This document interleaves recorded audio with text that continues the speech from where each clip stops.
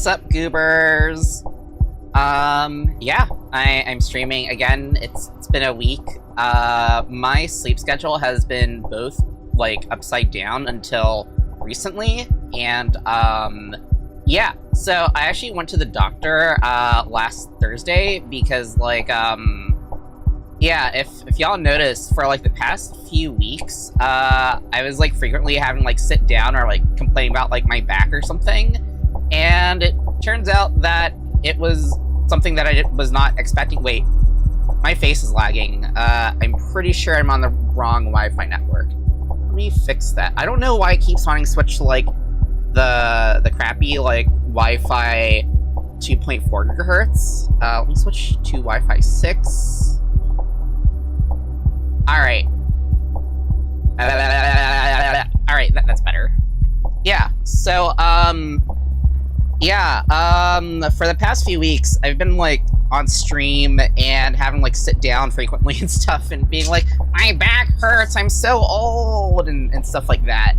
And, yeah, it sucks, because, like, it was, like, every 45 minutes to an hour or so, and I was like, why is this happening? Like, I was playing some Beat Saber, and that fixed it for, like, a few days, but then after I played Beat Saber, after that it stopped fixing it, and it turns out that, it's probably, like, my stomach being irritated, or, like, a really early ulcer, that's, like, causing, like, weird, not heartburn, but, like, I don't know, something that was making, like, my back and my chest ache, but, like, I've been eating, like, super duper bland foods for, like, the past few days, because turns out my favorite foods, like, pickles and hot sauce and tomato-y stuff and salsa, and you add booze on top of that, totally does not make your stomach happy. And I guess that, combined with, like, yeah, just kind of doing that too many times over, yeah, that made my stomach very angry, so I have to eat, like, boring stuff for, like, a few weeks now. But hey, at least I haven't had those symptoms for a while, especially since I've been taking omeprazole, which is, I think it's actually technically omeprazole, but I always pronounce it omeprazole. Also known as, I think, Prilosec is the brand name of it. But yeah, it's weird because, like, Prilosec, it's called a proton pump inhibitor, and I'm like, that sounds like nuclear as hell, like, just, like, moving protons around. And then I looked it up, and it turns out that that in chemistry and, like, I guess biochemistry and stuff, hydrogen ions are just called protons, so I guess something that just moves them around is called, like, a proton pump or something, and I was like, that's kind of boring.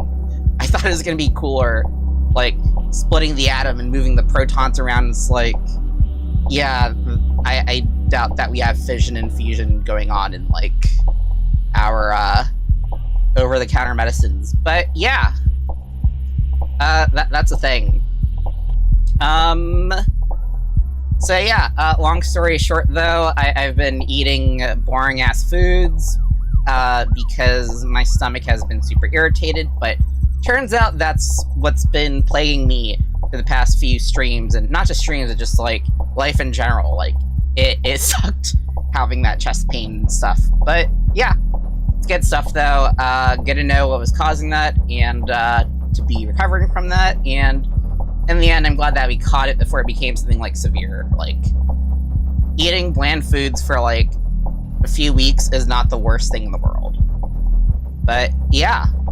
Okay, so what are we doing today? I guess we are making a tiny DJ controller, and, well, we're obviously not making the whole entire thing, since, like, that requires, PCB design and sending that off for manufacturing in China, and then waiting for that stuff to come back, and then testing it, and then being like, oh no, I messed up, so I have to redesign it, or make a weird tweak to it, or find some hack way around it.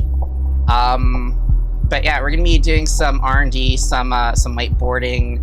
It's actually, I think it's really gonna be mostly focused on, like, UI and ergonomics, because kind of need to figure out what all the controls I need are. before actually figuring out like what microcontrollers fit for it.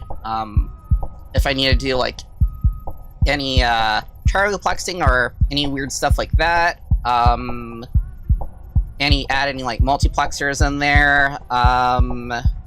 What is actually available out there, I'll probably be scanning through like LSCS to like find like what super weird faders and knobs and stuff there are. But yeah, that's what today's stream is gonna be, I guess. Okay, so... Oh, I forgot to turn on the hydrate thingy on YouTube. Let me fix that. I think it's almost right, because, like... So, the hydration machine thingy that I've been making, it can talk to Twitch directly, because, like, yeah, it just talks to Twitch's chat directly, because it's nice and easy. But, like, because Twitch, like, you have, like, only one live stream at a time per account, so it knows immediately where to go. But, like, on YouTube, you can have, like, several live streams on one channel, so, it doesn't actually know which video to pull the chat from. And, so I had to make a thingy that looks up what all of my videos are, and which live stream is actually live at the moment. But the problem is that, it's, like, complicated enough, I guess, that it can't actually run on the ESP32 itself for some reason. So I actually have to make, like, a proxy server that, runs on, like, my computer right now. I'm meaning to put that on my personal server, on my VPS. But for now, it's just running locally, until I'm, like, sure that it works. But yeah, so it's a thingy that actually talks to YouTube instead and determines what live stream is live at the moment. And then, it connects to the chat based off of that, because I'm not running multiple streams at the same time on YouTube, so it'll work in my use case. But now I think about it, this actually might be kind of a useful thing for other people. You could turn that into, like, a service or something. But anyway, okay, so the red light is on the thingy. Oh gosh, that was close. I almost showed my OAuth stuff on stream. Okay, I need to change around the view on this. Okay, actually I really just need to hide that, but let's see. Red light is on, that means that hydrate is working. Let's try it on Twitch. Oh, I don't want to filter full. Let's have it so that each hydrate does half a glass. Cool down 30 minutes.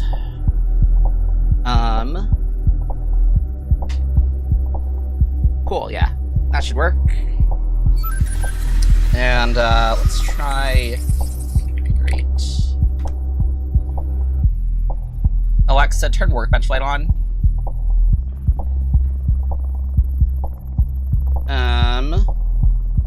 Yeah, that's weird. It didn't say that it was online.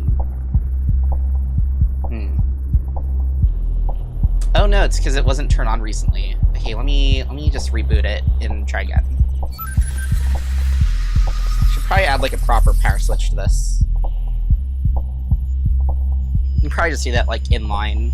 Oh, you take that off. Yeah, I'd like this to get to the point where it's like it just works instead of like having to fiddle with it every stream. Okay, let's try hydrate again.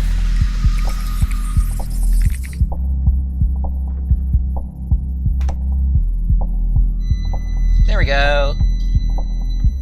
Yeah, it kind of spurted out a little bit because, what happened? I just refilled the bottle, so there's like some air trapped in the tube, but other than that, this is working normally, it looks like.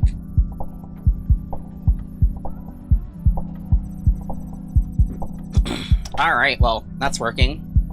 Okay. So... yeah, let's see. So, the goal is that I want to make, like, a DJ controller, which, actually, screw it. I'll just get the actual one out here. Let me go pull it out and then unplug it, even though it's like trapped behind like a pile of a bunch of stuff.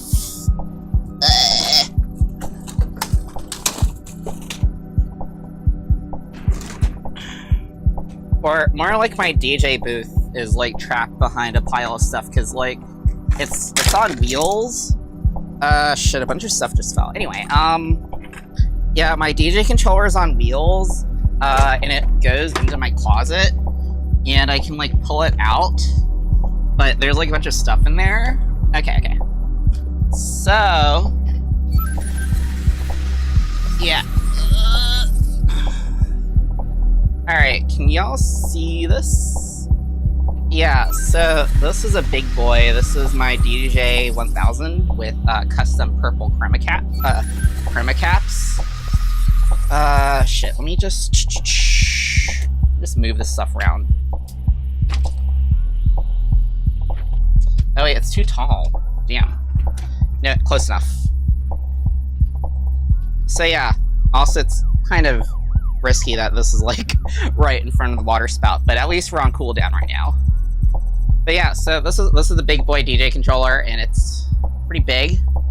And this is a pocket operator, and it is tiny. And so the pocket operator, it's made by Teenage Engineering, and it's basically a pocket-sized synth or drum machine. They have like 12 different ones, I think.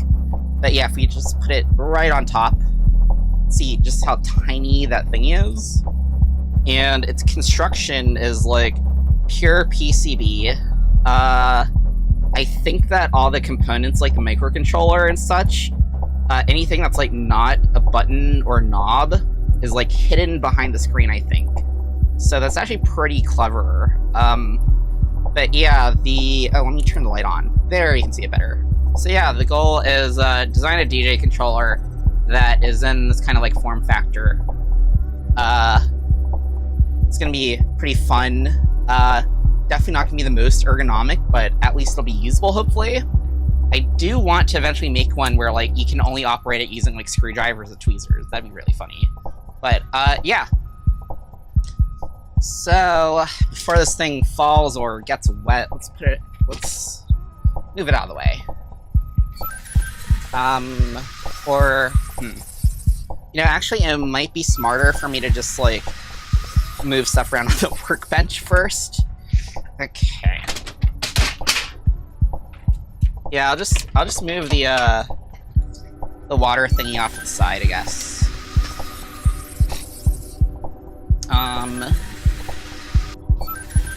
And you know what, actually, I'm just gonna do it during the stream, because I always keep forgetting to do this, like, after the stream or before the stream, so if you bear with me, I'm just gonna kill that, like, long-ass transition between views, because it's really annoying me.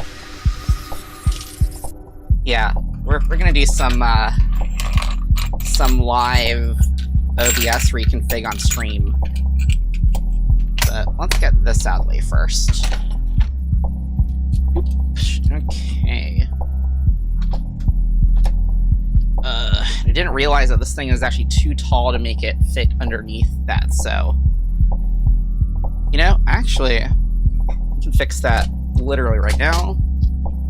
Let's just slide this down. That's something that I really like about aluminum extrusion, is you can just make these adjustments right on the fly, just like this. I believe this one's not quite in.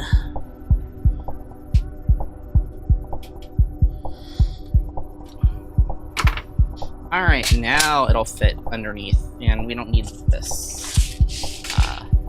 here right now.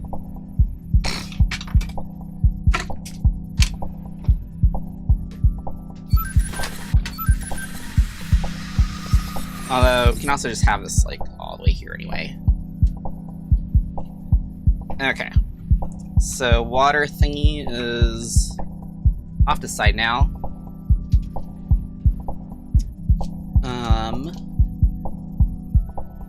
Okay.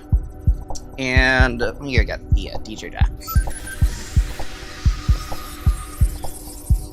I used to be, like, really pissed off when people would call it a DJ deck, because it'd be like, no, it's not a deck, it's the controller, which has 2 decks and a mixer. But now I'm like, I don't care anymore.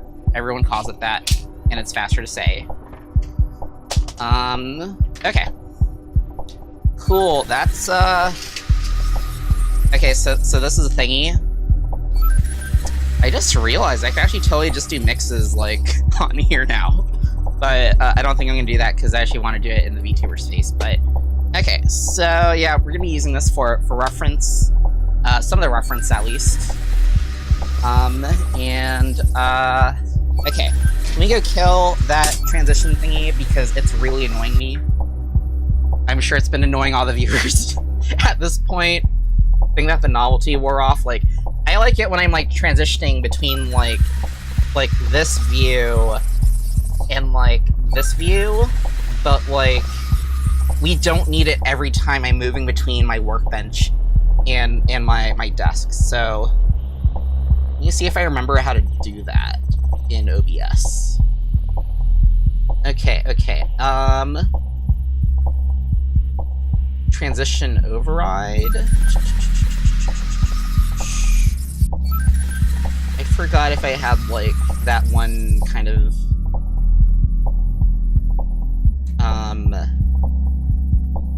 oh, actually, it might just be that simple. Okay, let's see if this is actually how we do it. Oh, yeah, that's what we want. Yeah. Okay, cool. That is so much better. Okay, was there anything else that I want to do before getting distracted? Can y'all see my doll man from Death Stranding? Yeah, there he is.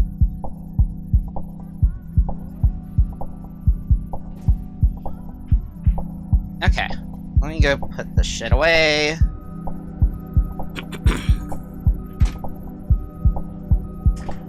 Okay.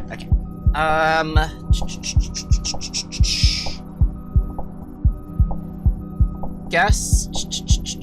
Let me go uncrop this. So that y'all can see the water thing and see the DJ deck as I'm referencing it. And then go. Well, actually, before I show the iPad with the whiteboarding stuff, let me go import the pictures first of various reference material. Oh, that is clean. I've never done this before, and it works well. Alright, so... yeah, we've got... I'll show everyone what's up after... Oh. Can you not adjust it after you... I don't think you can. That's annoying.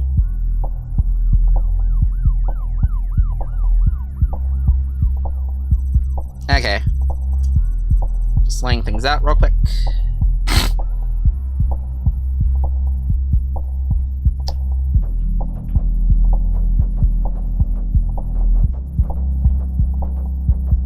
Alright, I think I'm ready to go live now with iPad. Let me go do that.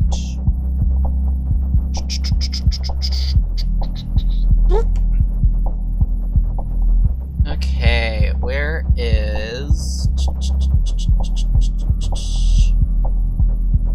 where is Air Server?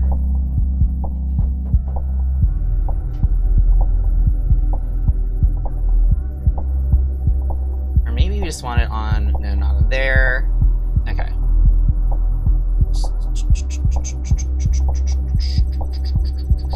Not Sea Lion. I thought I had Air Server on here. Okay, whatever, I'll just add it again.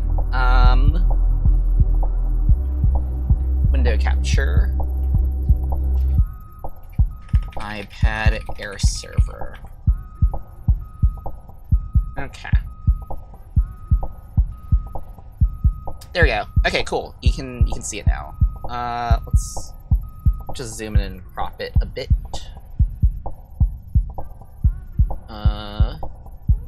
sec. Oh! Already have it. Okay, never mind. I just didn't name it something sane. Rename this to iPad Air Server. Alright.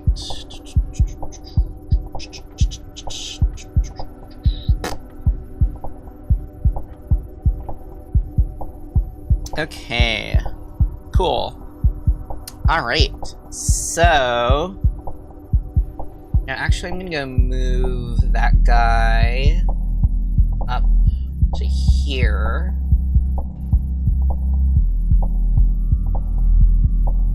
Okay. Because chat doesn't move fast enough for that to matter, overlapping with chat. Alright. So, last stream, I actually went on like a big rant. I went on like a big rant about, DJ booth ergonomics, but I think that before doing this version, I actually do want to do this version first, just for like a super basic one, but like, instead of like 4 deck, it'll be, or instead of 4 deck, it'll just be 2 deck, and I'll just like be keeping it simple, just want to make something that isn't too alien first, and then make something that's weird later.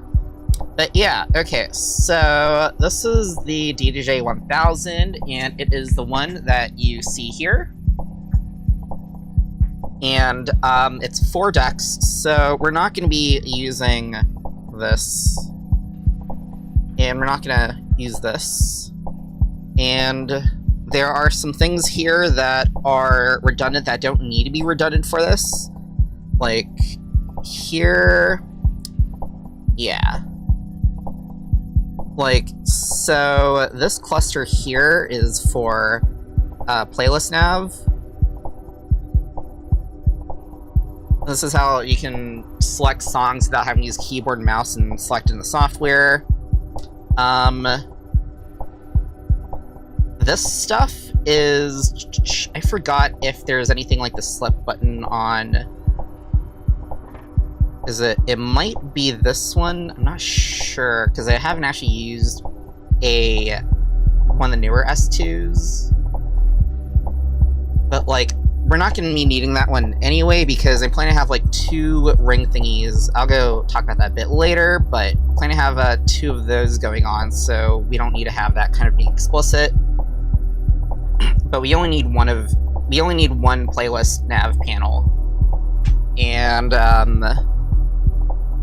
we do want this. Actually, let me go set some colors up. How do I do that in this? Doop, doop. Oh. Okay, so... wow. This color wheel is cool. But why is it like Pantone colors? I think this is Pantone anyway. Okay, so we don't need that. This is for mechanical stuff, for adjusting the way that the jog wheel feels. We're not going to have a mechanical jog wheel on here, so we don't need that. Shift button is always a good idea to have, but we could have just a single... okay, so I think I'm going to color code this, now I think about it, is,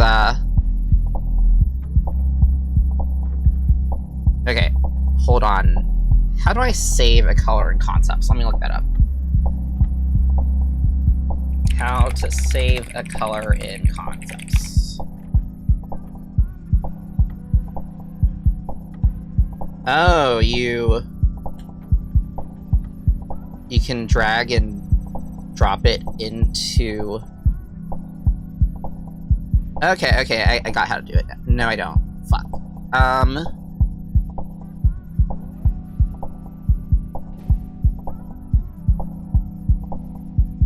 Wait, okay, is there like a custom palette thing here or something?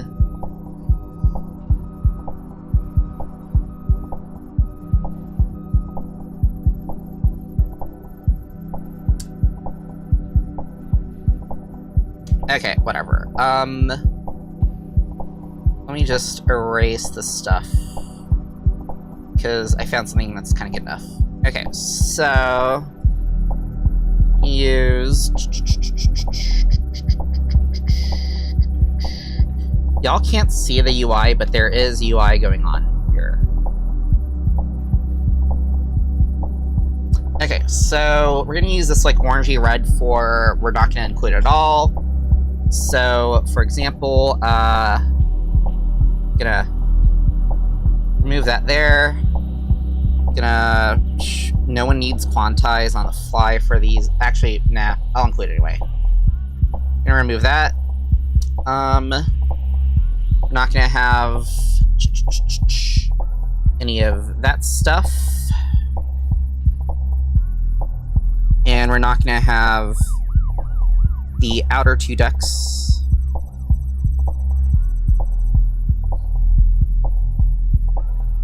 And stuff that's in yellow, we're only gonna have once instead of on both decks.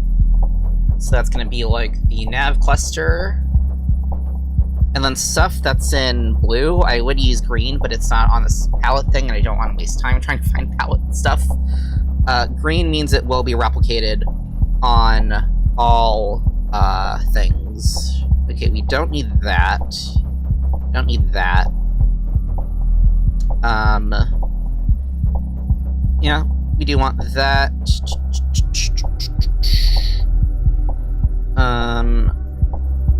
Don't think we're gonna be using that.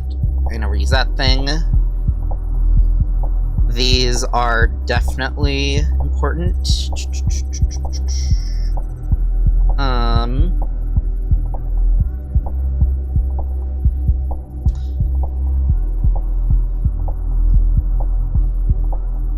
We need master tempo. We need this tempo fader, and we need sync button. Although, actually, now I think about it, I just got it mixed up with sync, so we don't need that here. Okay, so just kind of oh, I should probably explain what each thingy does. Oh, and we definitely want to have this jog wheel here. Oops, wrong color.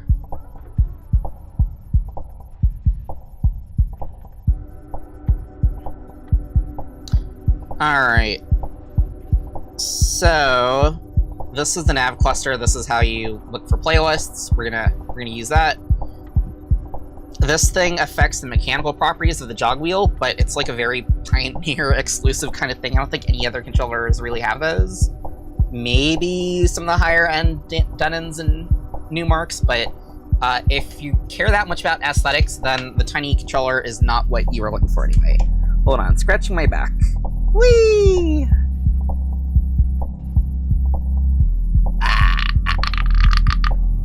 Oh, that feels good. Okay.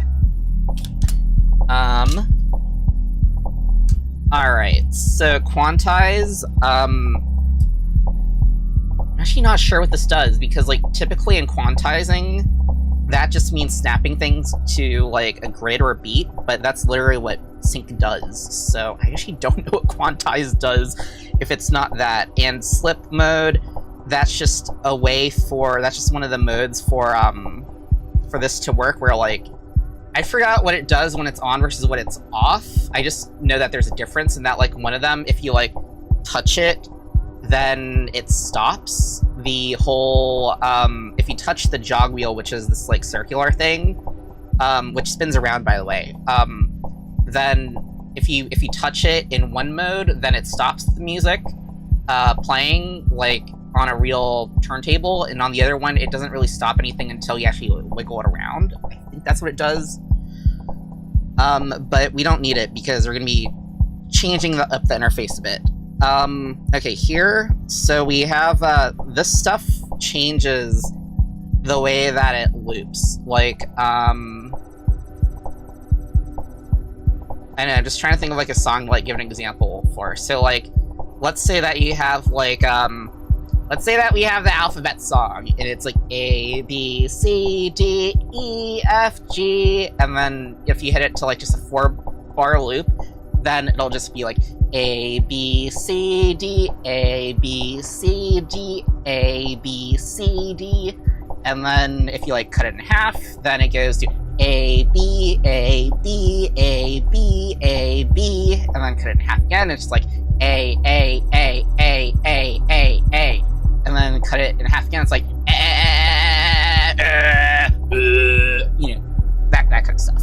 And it's really useful when mixing like EDM music if you're not like familiar with like how DJs mix stuff. Is that like you can either just like have the intro or have the outro of one song repeating and then you put in the intro, or you can do some dramatic stuff like have kind of like a phrase going on that you loop and then you shorten that loop and you chop it up and then you drop into the next track or something like that.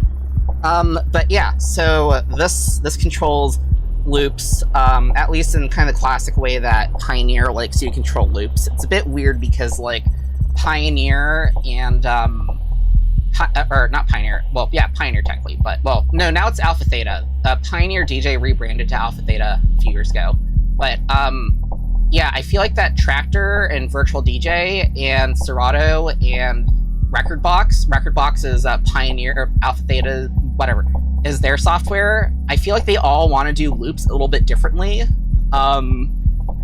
Yeah, if you're a DJ that is just kind of getting started and has only been using, like Virtual DJ or Tractor, and you're going to be playing on like Pioneer equipment for the first time, I highly recommend that if you use loops a lot, that you get like a practice session in before doing your set like at a show. If you use loops, because loops work differently with Rekordbox stuff, or not Rekordbox. Well, I mean both Rekordbox and the standalone Pioneer DJ equipment. But yeah, okay, shift button, it's kind of just like what it does in non-real life. This is all real life, except for me. Shift button does what it normally does. It just lets you access other button functions, like whatever these highlighted things are here. Okay, pause play button, I'm pretty sure everyone knows what that does, but if you don't, it pauses and plays the track. And the cue button, so this is, so just the normal cue, not like these hot cue ones. The cue button, what that does is you can set a cue point. So let's say that, I don't know, let's go back to the alphabet song, because that one's like super duper easy to understand, because it's linear in alphabetical order. So let's say that we go A, B, C, or let's say that like I go to the point in the song between D and E, and it's paused right now, and then I press the cue button, and then it sets a cue point right between D and E. So if it's actually easier if I actually just show it on here. So yeah, let's pretend that I go, and then it's like E, D, E, and then so now the song is right between D and E, and then I press Q button, and then every time I press and hold the Q button, it'll go E, or it'll go E, F, G, E, F, G, E, F, E, F, E. Yeah, so that's how it works. And then, so that's just the normal key button. Where did I put my pencil? Here. Okay. So, yeah. And then, I already went over that. Okay, so these buttons are weird because they didn't really exist until, what? God damn, I've been DJing forever.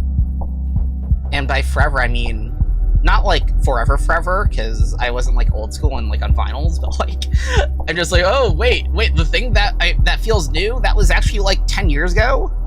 Actually more than 10 years ago, it was probably more like maybe 14-ish years ago, but like, so anyway, these buttons, they're, at this point, we just kind of call them like pads. They kind of just do a bunch of stuff, and you like select the mode for it. So these top 4 buttons here, the smaller ones, they set the mode for the buttons. And these buttons are usually like a nice kind of like textured, like rubbery kind of thing. They usually don't click. So like a drum pad. Yeah, they're basically like drum pad squares. And so where are the different functions? Okay, so hot cue.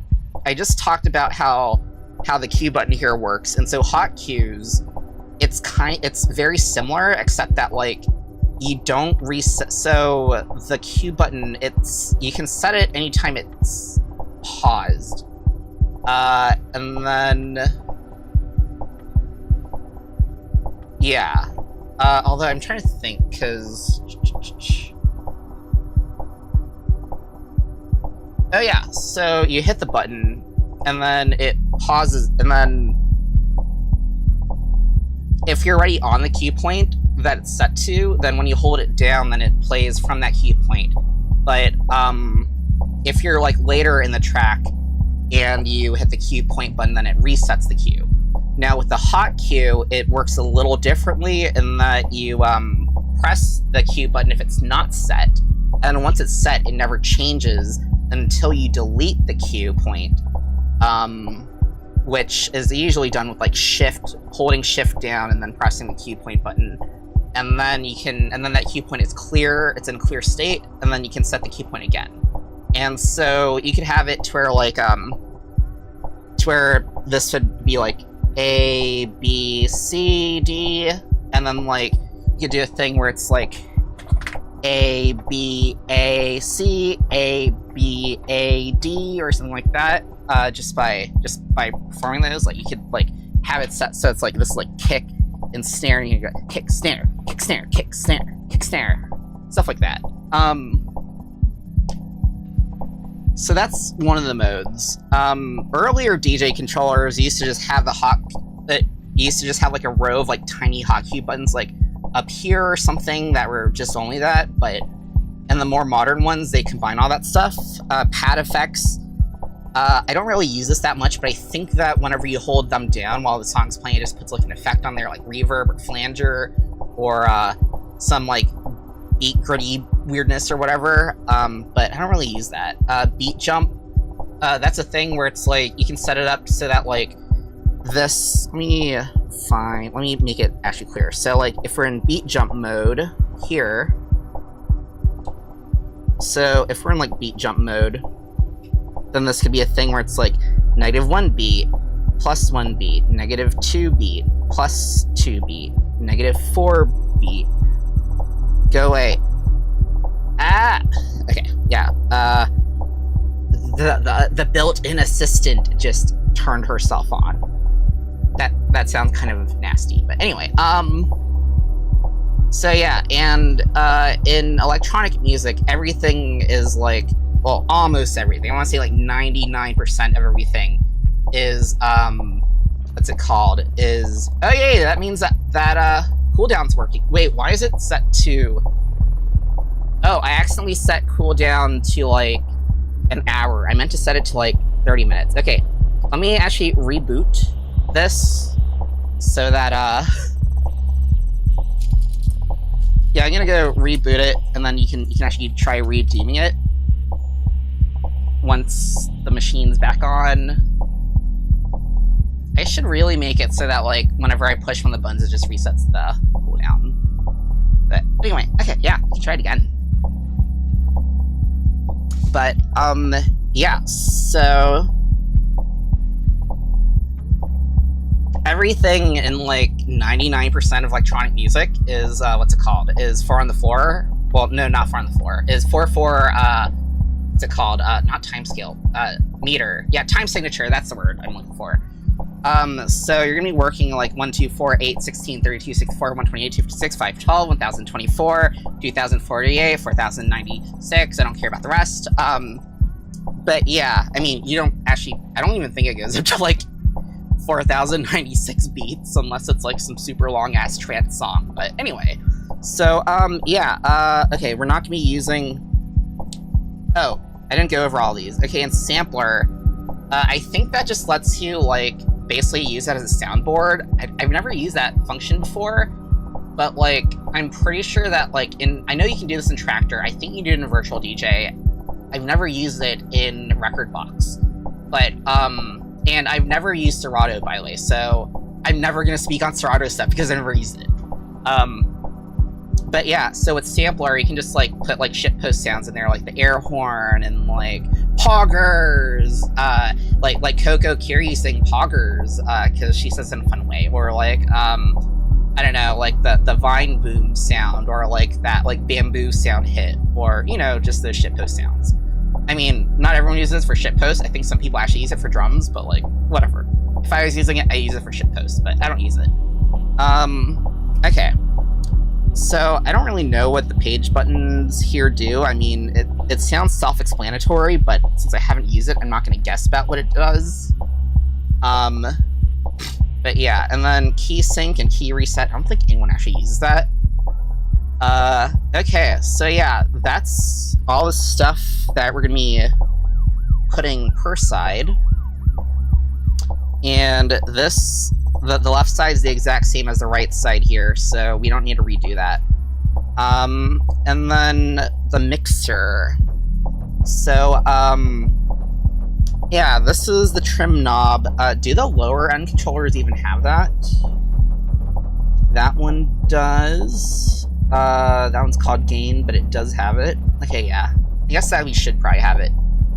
I mean, I think it's kind of optional-ish for this context, especially because auto gain is a thing that is like in most DJ softwares right now, but I'm gonna like put it in dotted lines for like, I'll probably include it, but it's not as essential as like personally, I think having like a filter knob or effects knob is more essential than the trim knob, really.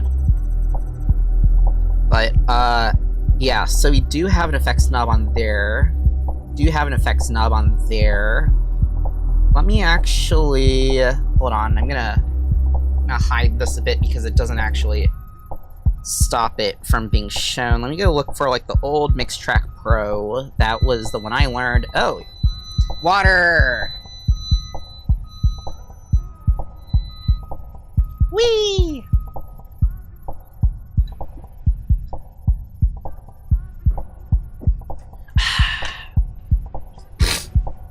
Okay, so Mixtrack Pro, because I don't think this one actually had a filter knob. Yeah, it did not.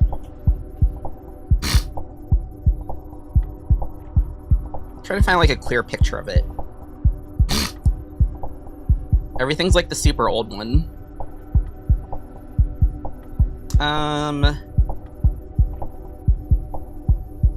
It's weird because like the clearest picture of it is like just some random dude's picture of it instead of like a proper like store picture. Okay. Loading, and then I'll pop it in and then I'll show y'all. Why is it marked not safe for work? Ugh.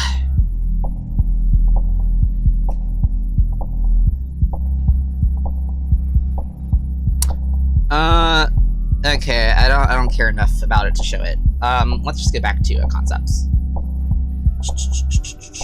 Okay. So, if you go here, yeah. So, I think most controllers have it now these days, but like, so this knob, it's marked as color here, but on most things, it's just a filter knob. Pioneer has like a feature where you can make this actually, and we're not going to include this, but I'll point it out anyway. So, so this sets the mode for what that knob does, and normally it's a filter on like most things by default, but yeah, you can set it to be like an echo fade out. You can make it pitch up and down, which I've never used. That sounds like dookie, probably.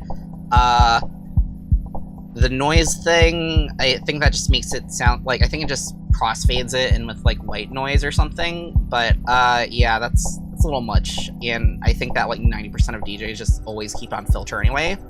So yeah, we're going to have that one on here. This is 3-band equalizer. It says what it says on the box. Low this is low, this is mid, this is high. And we also have the volume thing here, which would be really cool to squeeze in. You know, it might actually be kind of cool if instead of it being like the normal bar thingy, because that might take up way too much space, we just have like a single LED that changes color depending on like brightness and color. So like it starts off being like a dim green, and then brighter yellow and then like screaming red. Yeah, we could try that. I like that idea. And then Q button. This one's important. So if you're not familiar with how DJs do stuff, they usually wear headphones. If they don't, it's a little sus. Wait. Yeah. And so, yeah. So the headphones are not actually listening to the same stuff you're listening to.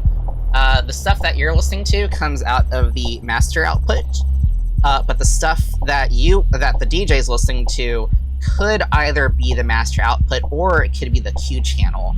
And so the Q channel is it's the channel where they're basically preparing stuff. Like when I was talking about like the cue points and stuff earlier, that's where they make sure that they're at the right cue point, make sure they're at the right point of the song to start to drop it in, make sure that's the right song anyway, because I know you could have like 3 songs with the same title and you forgot who the artist was of it, but there's a specific one that you're looking for, so you want to make sure you have the right song.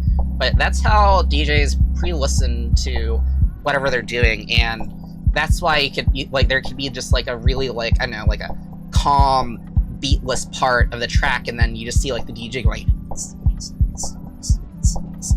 and it's like, what are they vibing to? I can't hear it, and it's because they're in their own headphones, previewing what's coming next. Or they could also be browsing through the different tracks in the playlist or the whole library and trying to find which one's the correct one, or was it this remix that I want to play, or is it that remix that I want to play? I forgot who made the remix, but I have both of them in my library. Stuff like that. So, yeah, and that also... Yeah, so this is how you set what channel it's on. Now, this is the volume fader. It does what it says it does. It's the volume of that channel. Don't need this because I think that most DJs, this part here. So this sets which, well, actually I'll talk about this one first. So this is the crossfader. And so when typically the way it's set up by default is that when this thing is all the way on the left side, it's only playing stuff that's on the left channel. If this is all the way on the right side, it's only playing stuff, or by playing I mean it's outputting the sound from stuff that's on the right channel. And if it's in the middle, then you hear both of them at full volume, because the curve for a crossfader, it's not like this, and it's not like this. The curve for a crossfader is usually, I should probably use different colors, but the curve for a crossfader is usually something more like this. And it depends on if that's like it could be a linear curve, it could be exponential, but yeah, you get the idea. So in the middle is where it's full volume. And personally, I don't use the crossfader myself, but lots of people do, so because I don't want to design something weird for the very first design of this, we're going to include it anyway. And so here, this is, oh, I should make that blue.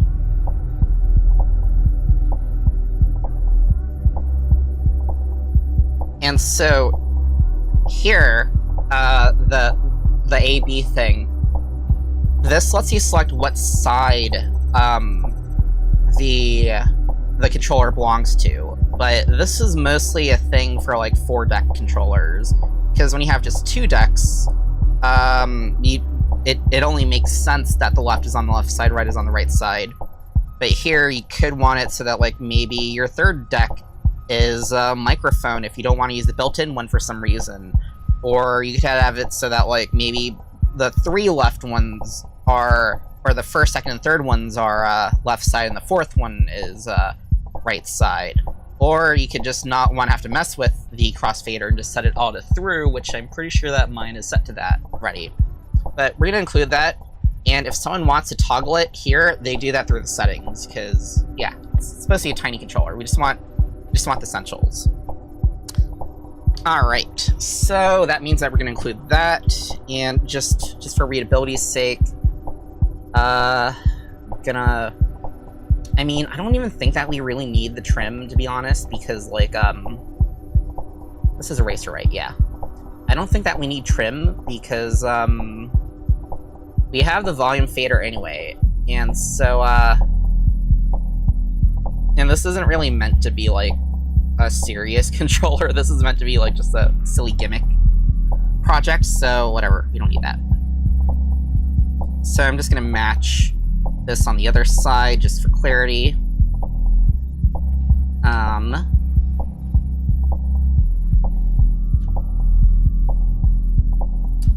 Okay, so yeah, and then I'm gonna cross all those out. And then here we have the microphone controls. That's a lot for this. We're not gonna have any of that. Wow, there's even like a high and low. Oh, I guess it makes sense to have a low pass filter on a mic. Yeah, that makes a lot of sense actually. This is the color effects I was talking about. We don't want this because this is like a Pioneer exclusive. Oh, fun thing about Rekordbox is that I think it only takes its own controllers. It only takes Pioneer's controllers, so like you can't even use this with Rekordbox because Pioneer is like, no, we only want our own controllers. I need to go poo real quick. I'll be back.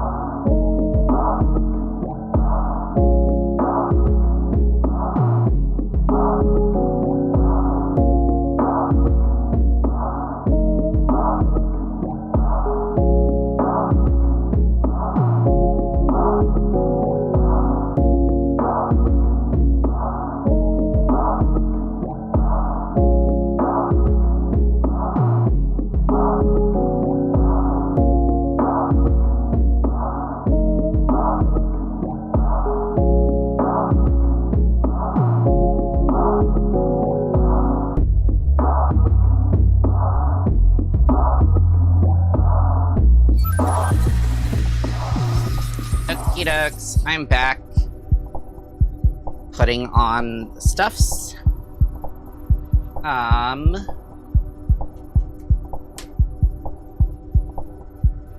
Yeah, I actually did a few little tweaks to the mocap stuff.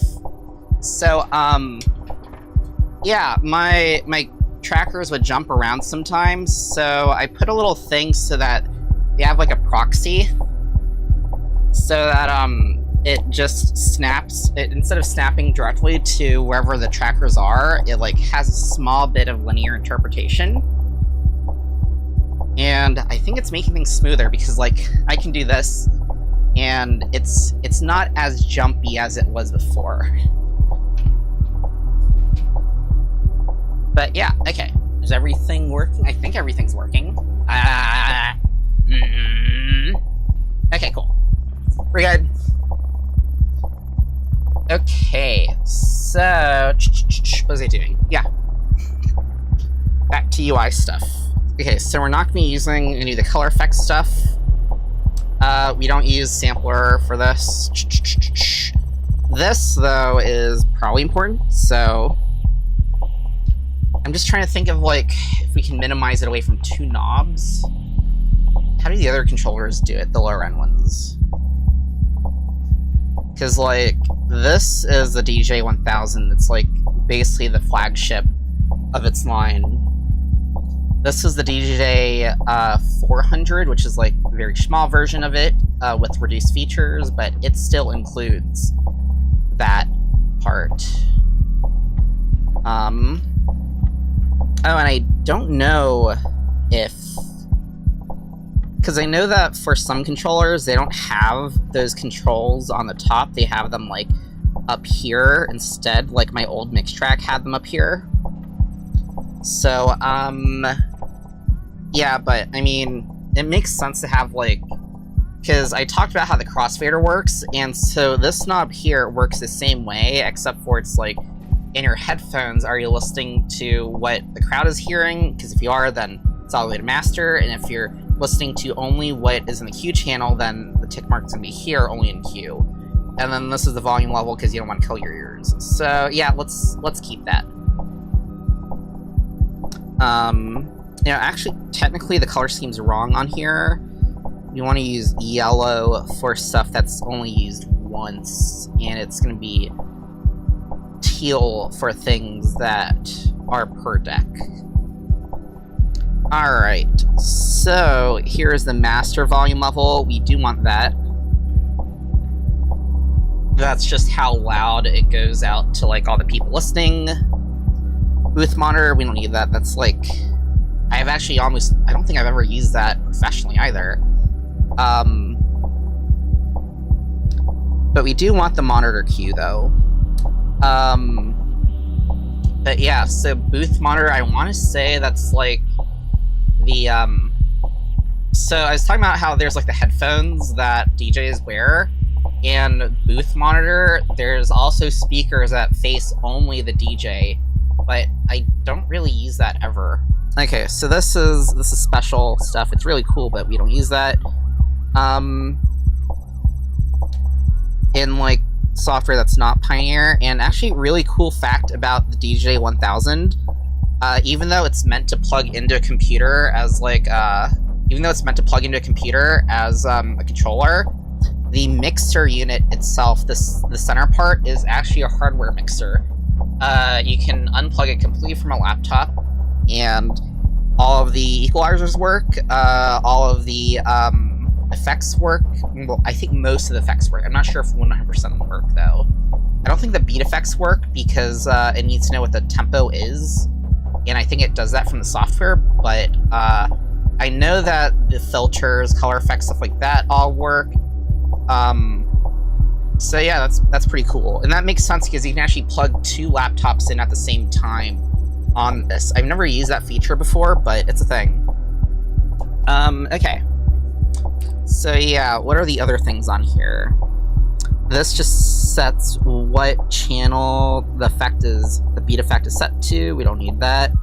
This is how strong that is, and this is if the beat effect is on or off.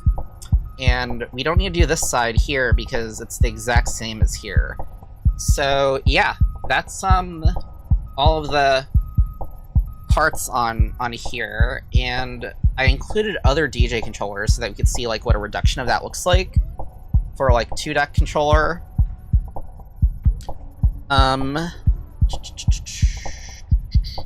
That's actually weird. It has more looping controls.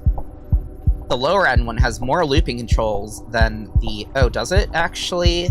Now I think about it, I think that is actually just moved to down here, maybe? Yeah, that actually might be it. And what is that? Is that... Oh yeah, so that's the master tempo control. Yeah, so...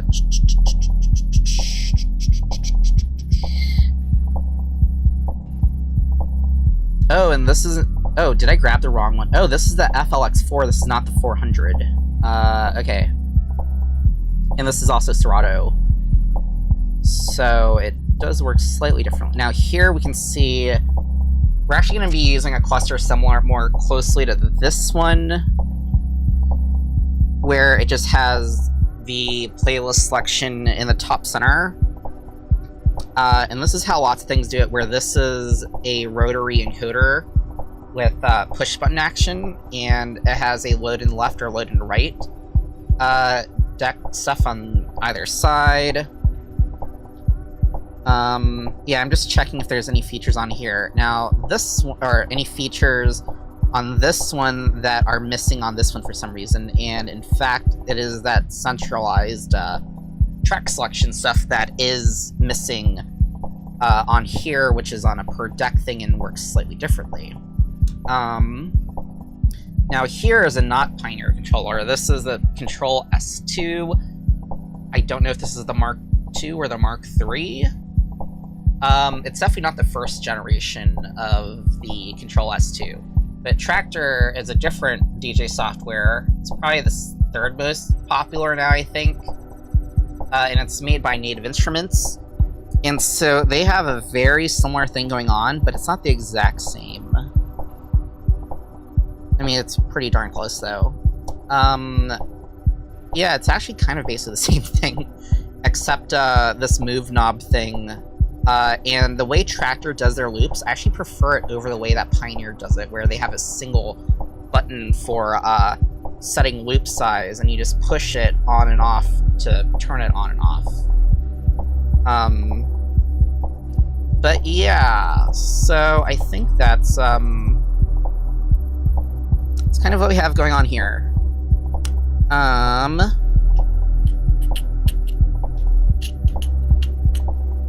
So I think the next step is that we want to enumerate all the things that we've just selected for the interface. So let me go set this up. Oh, what the heck is going on here? Okay, let's shrink that down and just put it up. Or we don't actually need to show the right side of that, so just have it here. Let me just take the notepad thing because my handwriting is atrocious. So I think y'all would rather see the just the text. Window capture notepad. Alright.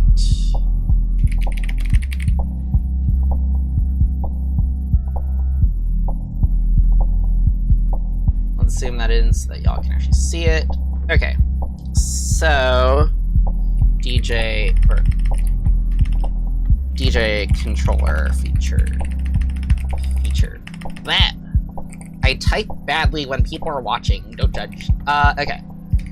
So, we need to have... It's great. I'm just gonna zoom in and stuff and just go kind of like left to right, bottom to top. So we need loop controls, half, 2 times, 4 in and out. these actually might just be generic buttons that you can reprogram if you're changing it to whatever software you want to use. Okay, so the next one, not that, because that's going to be universal. We're going to need some kind of, like, jog controls. Probably a touch pad thing. Transport. Q. Or I guess normal Q. Pause. Play. Here we're probably gonna need a 3x4 grid for performance buttons, hot Q, beat jump, sampler, etc. The nice thing about these buttons is that they're reprogrammable to be kind of just whatever we want them to be. Not normal Q, normal Q. Shift button.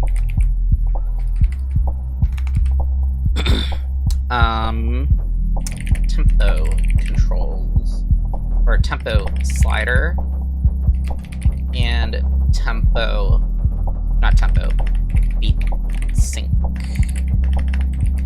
master tempo button. Okay.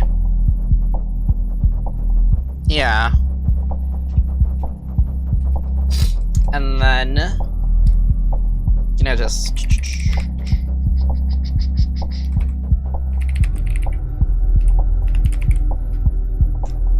center.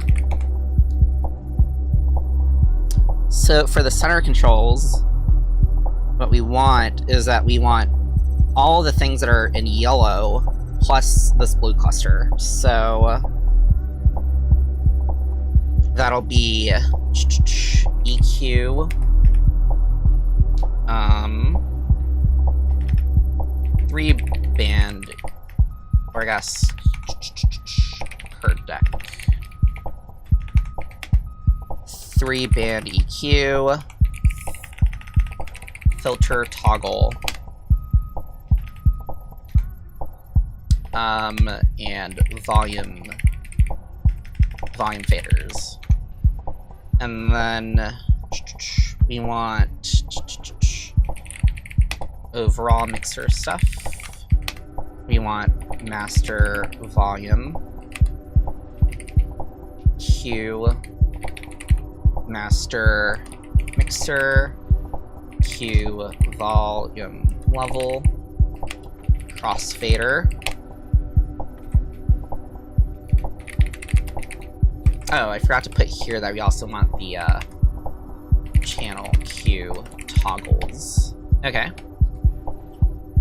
And then I think after that it's just track. Yeah. Or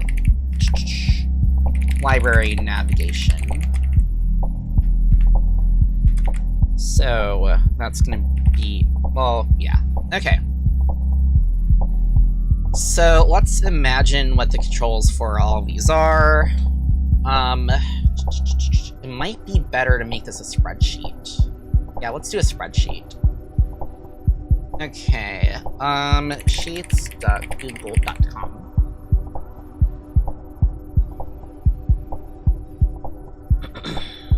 Let's make a new spreadsheet.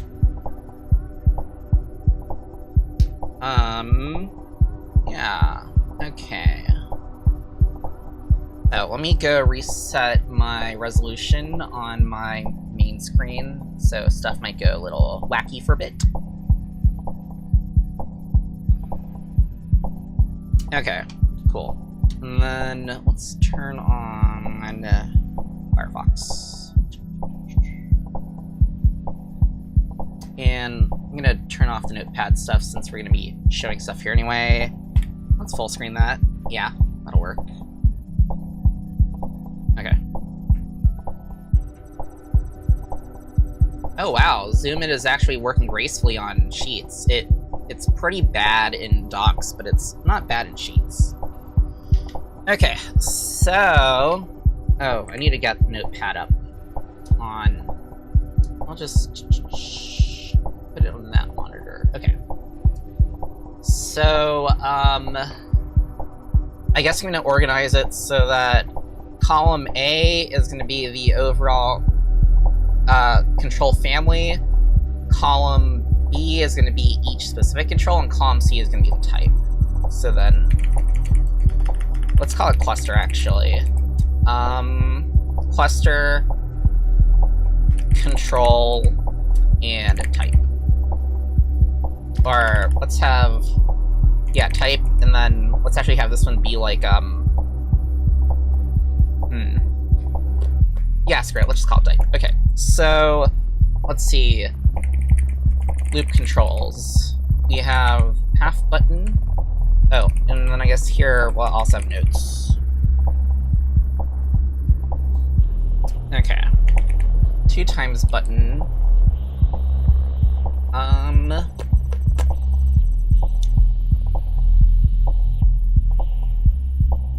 And let's also have it so that all of these are just gonna be right aligned. Yeah. Or I guess these ones will all be left aligned. And okay, whatever. We can format stuff later. Actually, screw it. I want to format it now. Okay. Let's make those ones bold. Let's make them. Yeah. Okay. So loop controls. That's a button. That's also a button. Let me actually make it go half and half. Where is?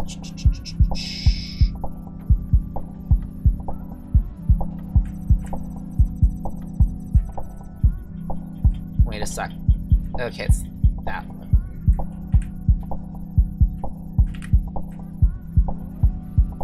Why is that stretching? That's weird. What the fuck? Something just went wacky.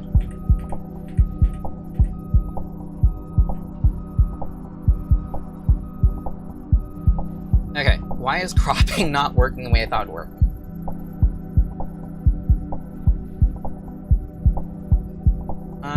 Screw it, I'll just put the air server one on top. And then, yeah, I don't know why that wasn't working the way I thought it would, but anyway, okay, so, yeah, let's look at the loop controls here. So,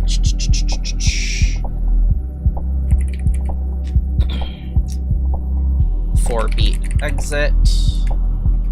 That'll be a button. Why is this? I'll just make all of those right aligned. Unless it's like automatically resetting the formatting when I don't want it to. And then there might be a free space for another button. Do we need it, really? Because, let's see. On tractor, you can just have it so that like you can have like increase, decrease, and then toggle on. So we can do just 3 buttons for tractor. And if we have like the beat, jump, and like looping modes anyway on, well, okay, because we can't actually use the record box features, but I know that you can do the same stuff in tractor, and I think in other software. Alright, so jog.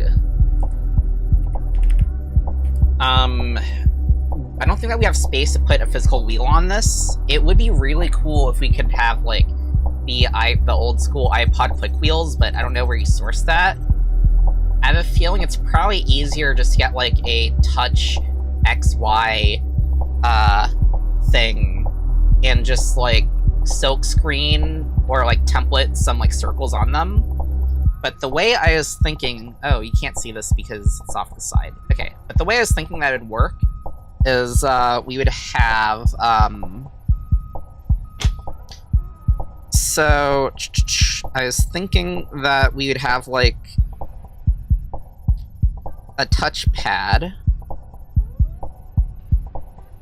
Like, or not touchpad, a trackpad. Go away. And then we would have, like, kind of two circles going. You'd have the outer rim. And you use that for, like, I guess, I don't know, maybe we can make it configurable with, like, a little toggle or something. But you'd have the outer rim that you use for, like, just nudging stuff. And then you'd have, like, a physical divider, probably just 3D printer or something. And then you'd have, like, an inner ring that you'd use that makes it act more like a vinyl, where, like, if you touch it, then it stops. And then you can, like... But yeah, so that one would be... jog, or that would be both nudge and I forgot what the other is called.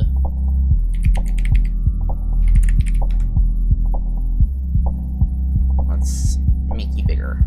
And so this would be touchpad with 3 printed thing on top to make it 2 rings. Okay.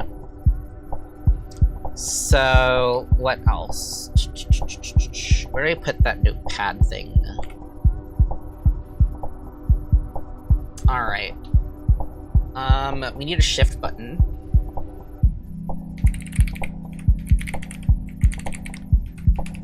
We need...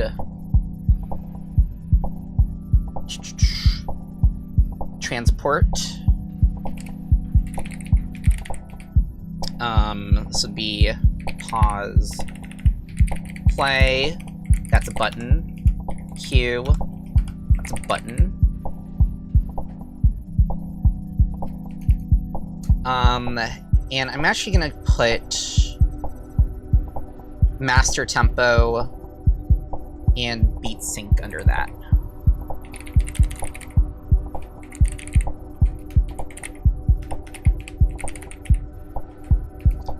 And we need a... Because for something this compact, obviously a knob is going to be a lot more compact. And I think a lot of people could live with having a tempo knob rather than a tempo slider. We'll see if there's room on this. This is... That's not how you spell bottom, or button. Okay. Tempo, slider or knob. Alright. And then we'll just call this thing here the performance cluster.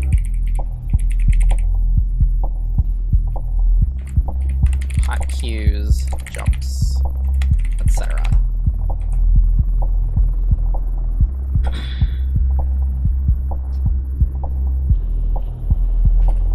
We can actually just put that in notes.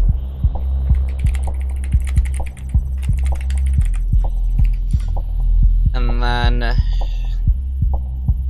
I'm just gonna go list out all of them. So we'll have, and this should also be user programmable. So we'll just have it so it's like just page 1, page 2, page 3, page 4. Because, you know, that also could actually be a knob also. But then we need a screen to show, or some indicators to know, like, what exactly it is. You know, actually, I think I want it to be a knob. Let's have it be a knob or, like, an encoder. Yeah, mode changer. And then we could actually have this fit in with these other ones here. Okay.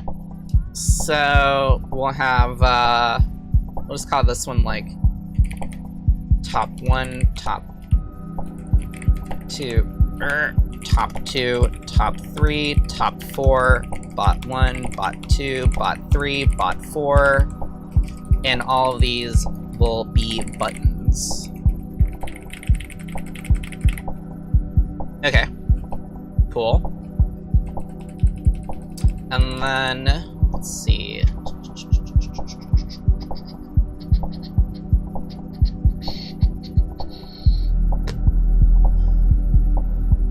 Alright,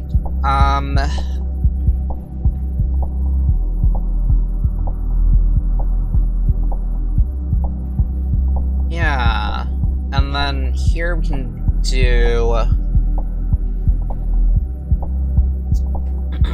That was weird. Yeah. Okay. And then... Let's check out the mixer section. Or the center section, I guess. So...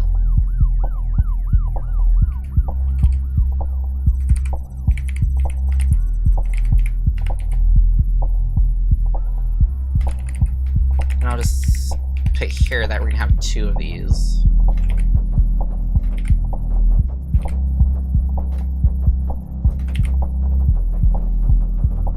One for each side. Why did that not change? Okay, anyway, so we're gonna have deck left select, and that's gonna be a button. Why is this plural? That should not be buttons, that should just be button. This will be, I guess, playlist nav. This is gonna be an encoder. And then deck right select. This is button. Let's see. Okay. I'm gonna have deck EQ. Is EQ the right word? Yeah, I'll just call it that. Okay. So we're not gonna have the trim buttons, or not buttons, trim knobs, but we will have high, mid, low, and filter.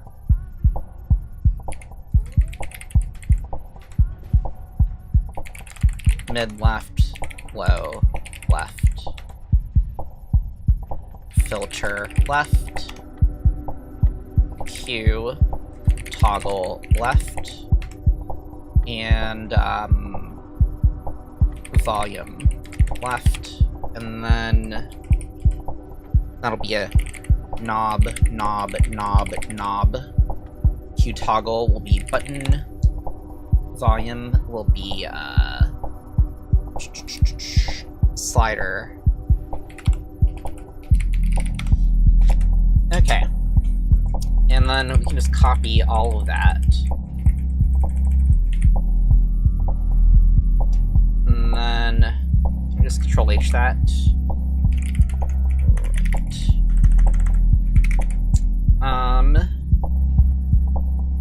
Perfect.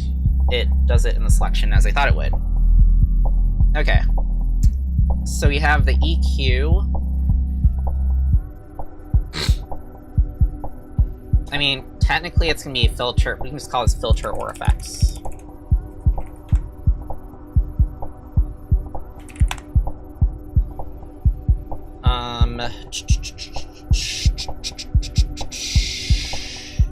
Crossfader is also a slider. Then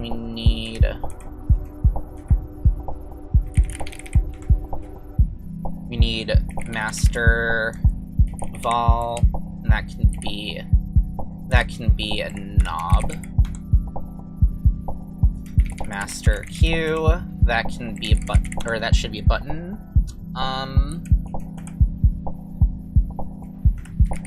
Q mix, that should be a knob, and Q volume, that should be a knob. And I think that's everything. I guess on top of that, we're probably gonna want some, like... Let's actually add... Oop, not you.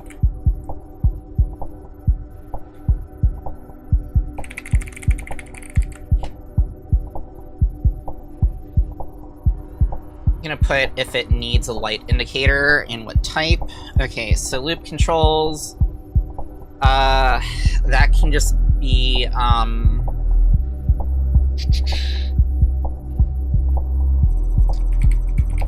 off. Do we actually need that? No, we don't actually need a light for those ones. Jog, that's gonna have... It could be cool to have, like, a ring on the outside or the inside, but,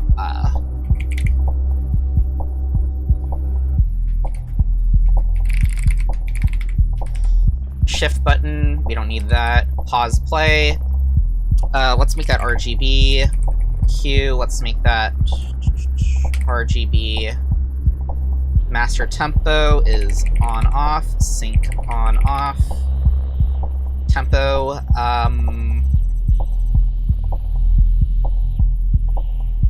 slider knob. Yeah, we need an RGB thing for that. Might be red slow, or actually red fast, blue slow, white in the middle.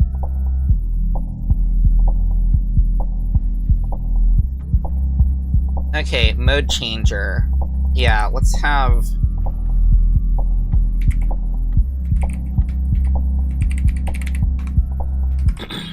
And then all of those should be...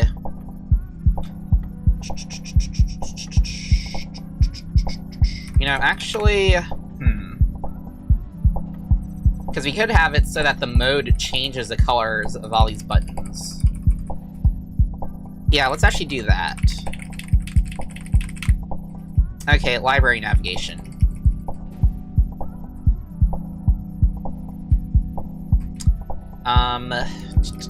I think I want to have RGB on this, just so that, like, if a song is playing, we can give feedback about, hey, maybe don't load it in here because the track is playing, versus this is free, it's safe to load it. Okay, deck EQ, we don't need any lights on those ones. Now, volume, I think I want to have that single RGB LED, or maybe a small strip of them or something. So, brightness, volume, and then green to yellow to red.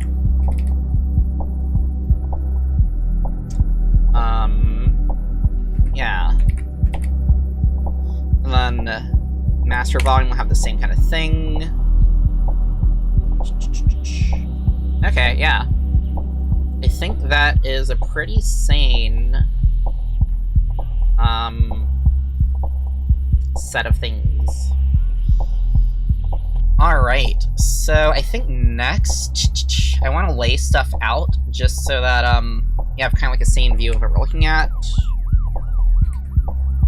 How do I set the V back to, like, normal scale?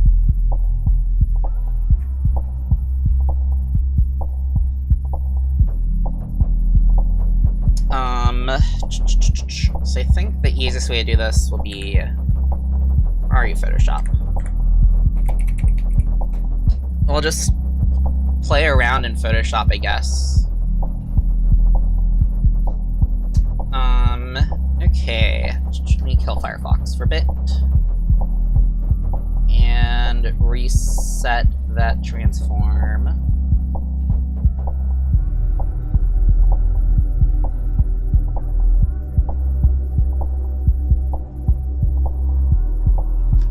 Okay. Because, like, I could sketch and doodle it out, but I don't think I want to, because I kind of want to be, like, at least slightly precise. Okay. I'm just getting some stuff set up. Okay, pocket operator.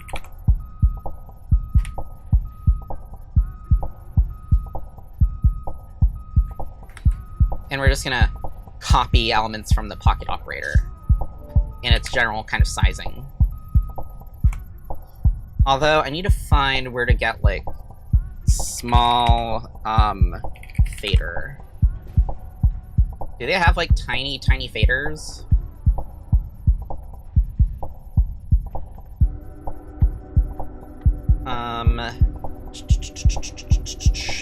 think that they're technically linear potentiometers. Okay, let's just show Firefox right now.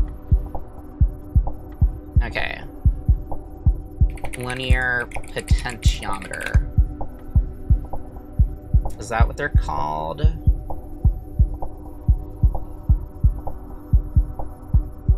Slide plot, maybe? Okay, I think they're called slide pots. And that one looks like it's really, really, really tiny. So let's go to LSCS. That is a big distributor of electronics parts, and let's see if, let's go up what a slide potentiometer is called.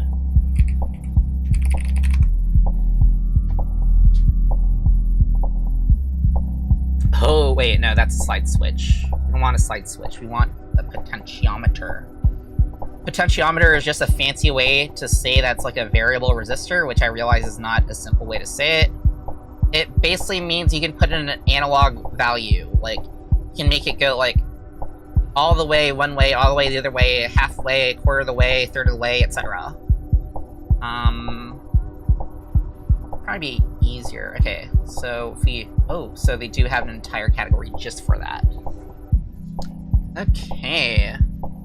Although that doesn't look very slidey to me. That looks like that you spin it with a tiny screwdriver.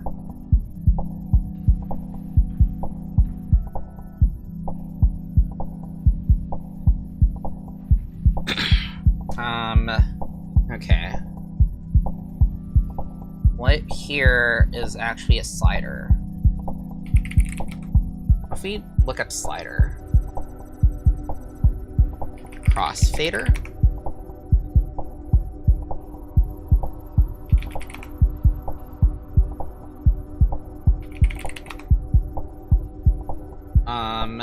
Okay, what was that one that we saw? Because we could also just look it up on Mouser. Mouser has a warehouse in Dallas, and I like that, because, it means that I get stuff really quickly from them. I just want to know what the size of these things are.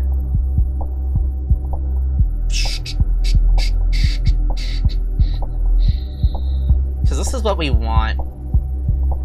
Well, we have a list of the travel sizes, so like, do like, try to think of like what's probably a reasonable size for something that's like really tiny. Maybe something like this. So that's like, what, probably like just 20 millimeters or so. Nice and cute. Let's try anything between 15 to 30 millimeters. And, wow, these are more expensive than I thought they'd be. Well, this is also for just buying them, like, individually. Okay, but if we can estimate that 20 let's just say 20 millimeters is probably what we want. So, I'm just gonna go into Photoshop, and where did Photoshop go? Did I ever show Photoshop? I don't think I ever did. Okay. Let me add a window. Photoshop. Okay. Is that it? Why do I have two Photoshop instances open? Oh no, it's getting the one underneath that.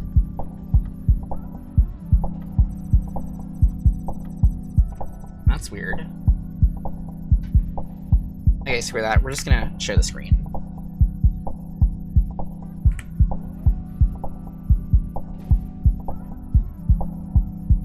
The screen is not showing. Okay, let's reset the transform on you.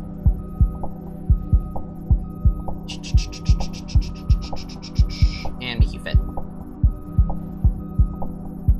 Okay. So, let me go get my calipers and see the approximate size of what does 20 millimeters look like on here. So 20 millimeters is going to be a little bit longer than the distance from that side to that side of like 2 buttons vertically. And most of these things will be vertical. So I'll just try to find a picture of a fader from top down.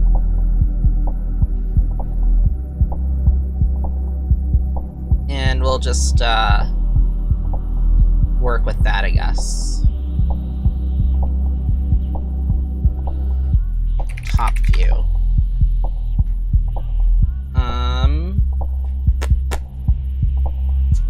Yeah, that one kind of works. That one kind of works. Yeah, let's just go with that. And scale it. And maybe change the contrast on the knob just so that it's more visible.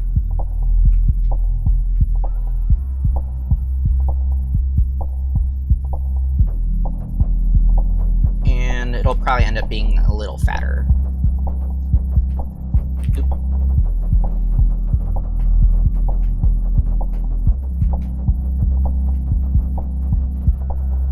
Okay.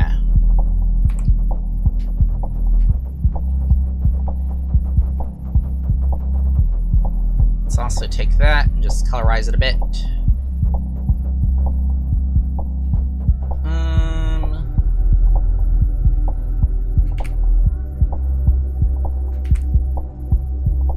Ooh.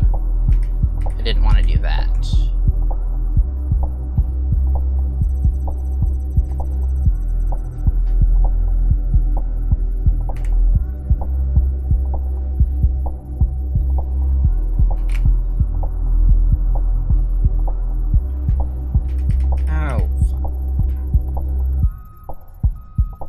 Okay.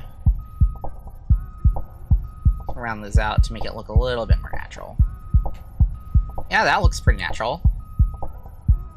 Okay. And let's get a grid in there. And scale it to match the layout size of the what's it called? Of the pocket operator. I'm gonna find just a lot of more divisions. That's probably close enough. We can just repeat it manually.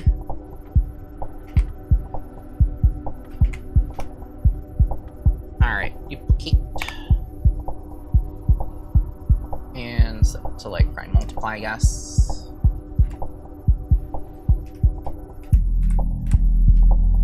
How's that like not perfect? I guess we could probably just like... Nah, we'll just live with it being kind of weirdly and perfectly overlapping like that.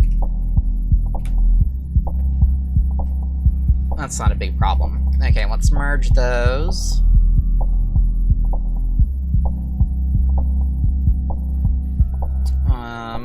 Let's multiply it. And let's scale it so that,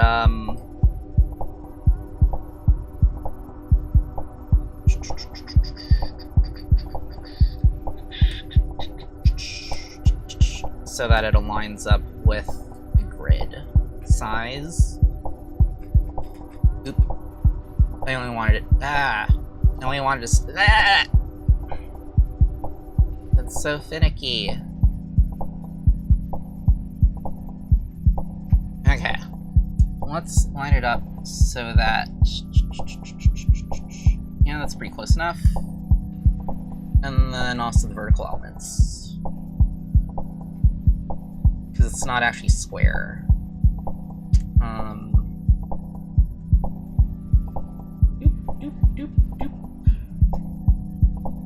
Okay, that seems pretty reasonable to me.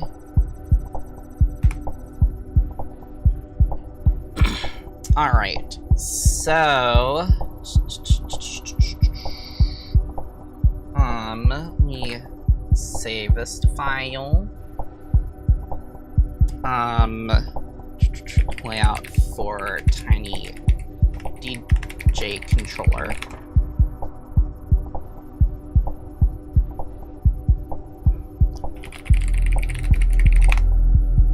Alright, and then we can undo stuff pretty easily if you just want to go with a clean slate.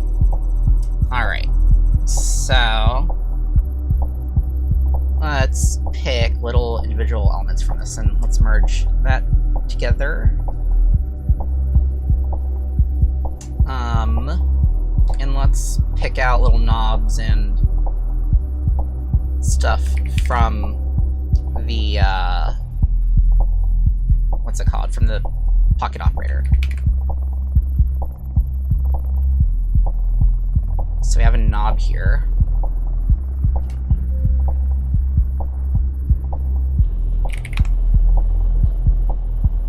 This should be a fader.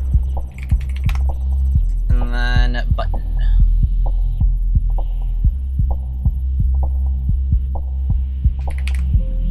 Black.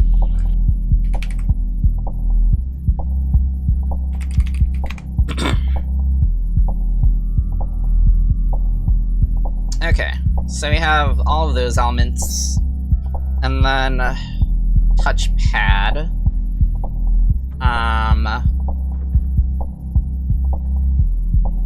I think that we should actually probably just fit the touchpad around this thing.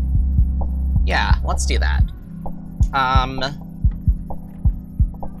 Okay, so I want to follow just kind of classic layout, where the,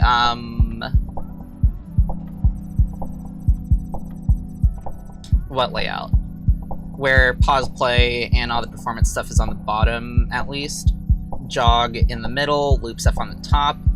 And then we can probably figure out where the tempo stuff goes, because a lot of controllers just kind of put it all over the place. Okay. So, where's that thing? Here's the spreadsheet. Let me go put that on the top monitor.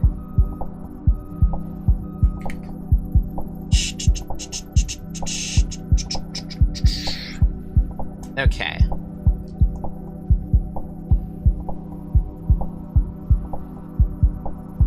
This one's called grid.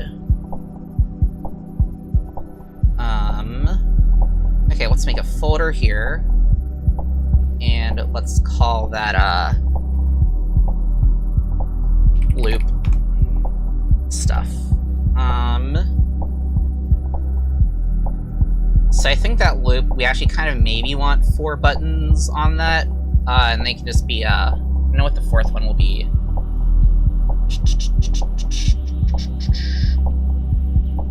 I mean, we could just kind of have space for a 4th one. I'll have to see how Virtual DJ does their looping situation, because, like, a free button's not a bad idea for people to just reprogram to whatever they want to be. So, yeah. Let's, I think the way I'm gonna do this is we're just gonna line things up to be on the center of here.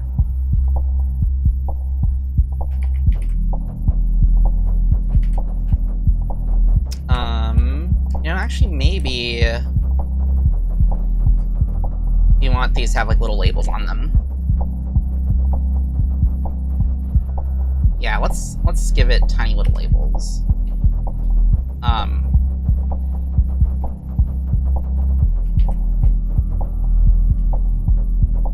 guess that means that things are gonna have to be, like, really big now. Okay, let's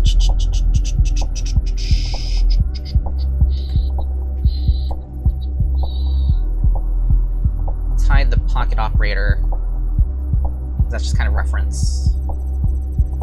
And then let's take these, and they should actually be down there. We'll just call them, like, reference. Or let's call it palette, I guess, or, yeah, reference.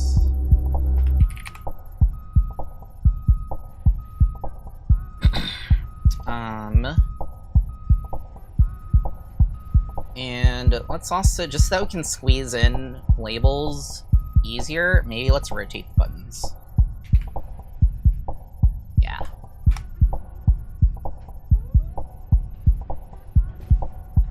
And then I want to crop this and then double the resolution.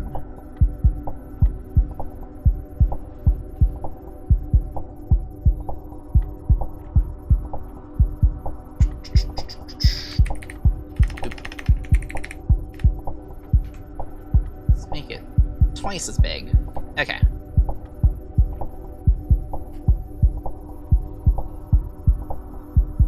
And then we can put like a little tiny text label up here.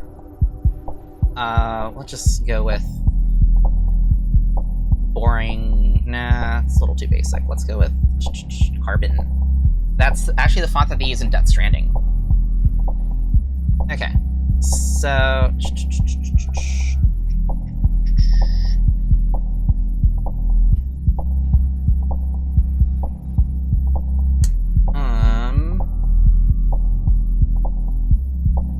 I think it also makes sense to put the LED right below the button also, just because it's gonna be better to see at a glance. Let's not worry about the LEDs right now. Okay, so label.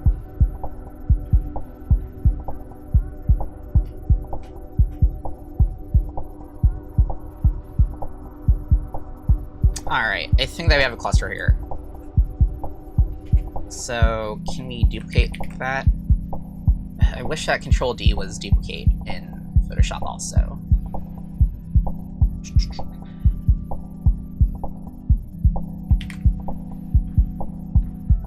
Okay, I think we have kind of a clean thing going now.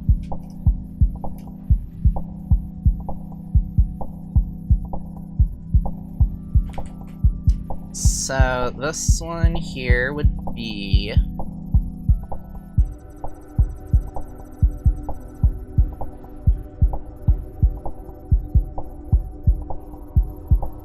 half, and let's make that grid like half opacity-ish. This one here would be double. Why is that Myriad Pro now?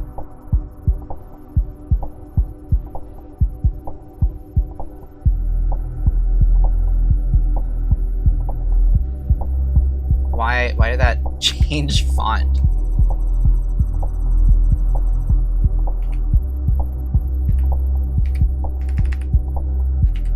What's going on? Why is that a different font?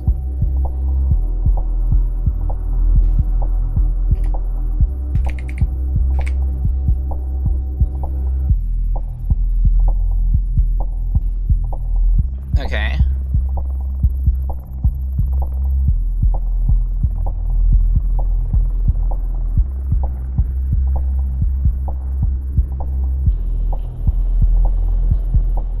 And then here it's going to be, why is it changing the font? I swear Photoshop gets fucking stupider every year.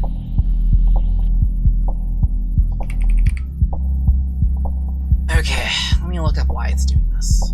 Why is Photoshop changing the font of the text? Is there like a...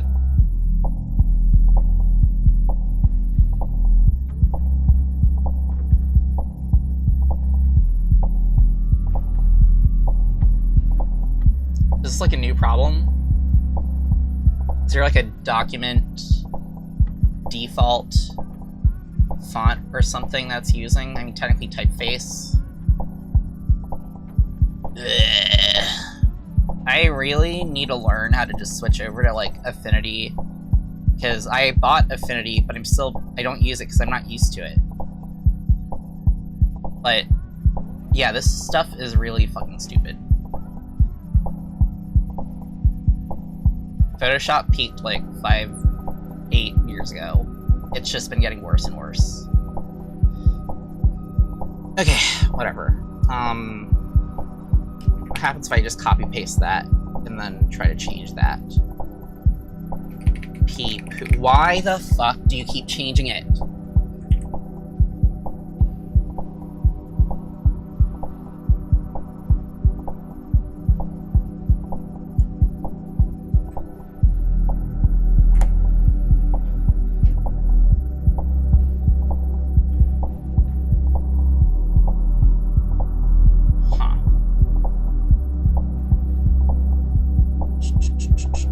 Apparently there's a workaround in the preferences. Enable missing glove protection, maybe? What? It is on. Wait, is it maybe turned off? Okay.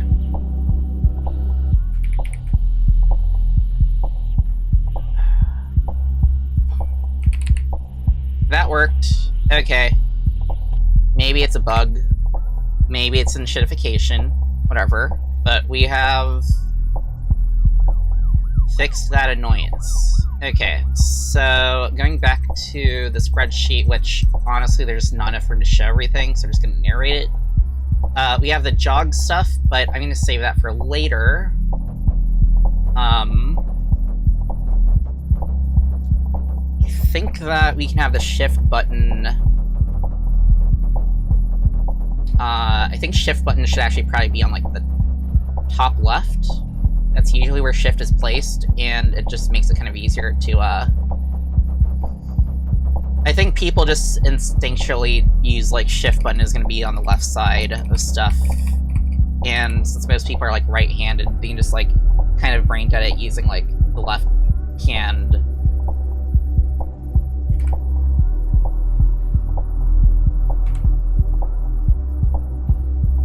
Okay. So, loop. Got set up here. I don't know if this is going to be like 5 or 6 wide. I'm feeling maybe it'll be 6 wide. So each side will be a little wider than a pocket operator.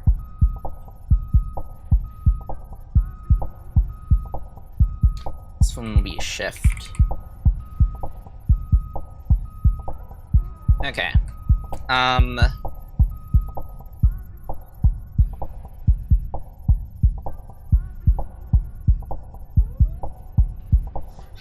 Let's see. Let's do transport. Transport will probably be in like 2 sections, actually. Universally, in like every single DJ controller, and I can probably just like look it up just to make sure I'm not full of shit. MIDI DJ controller. Cue and pause play are always on the bottom left, I think, or the bottom center. Because here, it's, yeah, bottom left here, classic Vestax, bottom left here. Let's see. Let me go move this so that I'm not blocking it. I've never seen this one before, but bottom left.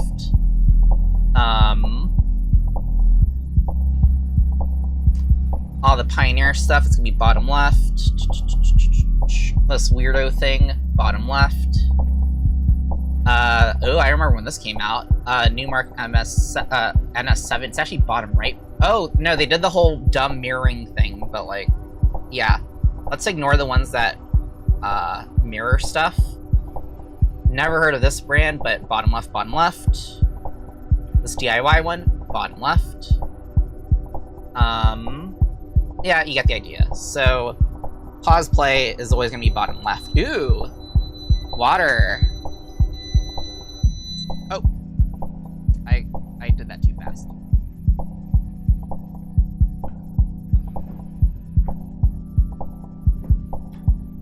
Well, I never tested out what happened if I take it off while it was filling. I guess that's a good test of it. Okay. I got too excited to drink water. Alright. So, pause play.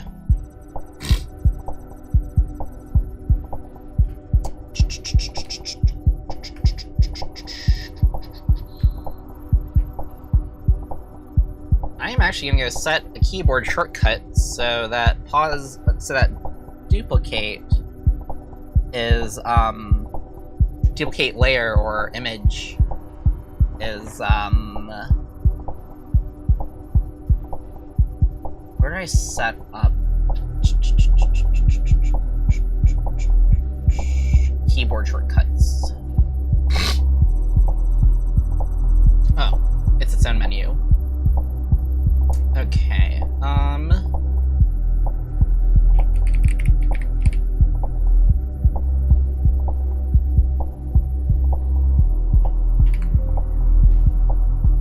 Oh, I don't use select deselect. Okay.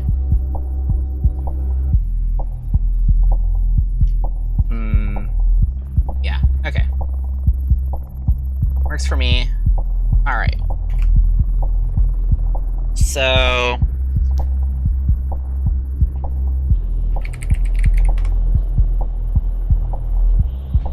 I guess... transport 1. Delete that. This one will say Q. And this one will say play, pause. And then we'll move you here. And then we'll probably have you somewhere around here. Just gonna float it around. And then that means that 1, 2, 3, 4. Oh wait, no. 1, 2, 3, 4, 5, 6, 7, 8. We can have that for all the weird performance things for the performance cluster. So I'll duplicate that group. Performance.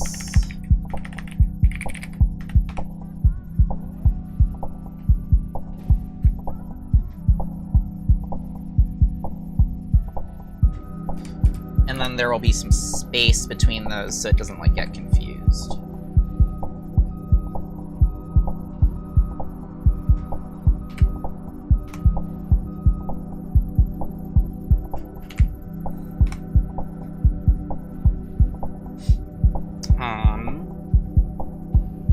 Okay.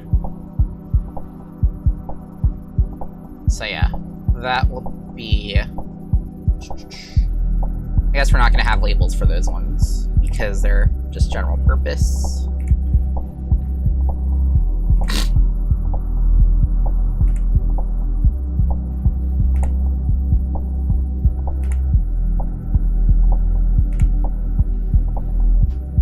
Alright. So, the mode changer, though, we need an encoder for that, so we can finally copy-paste a knob. I might make it so that... I'm gonna modify the knobs so that we have, like...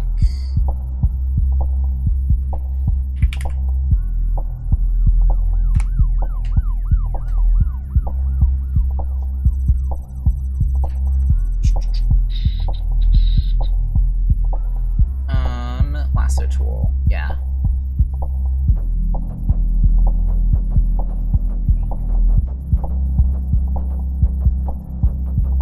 Yeah, that'll work.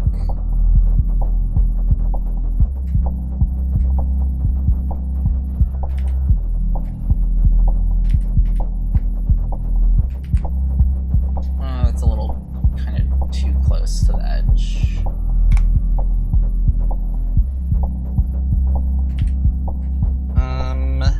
Let's actually cut that layer.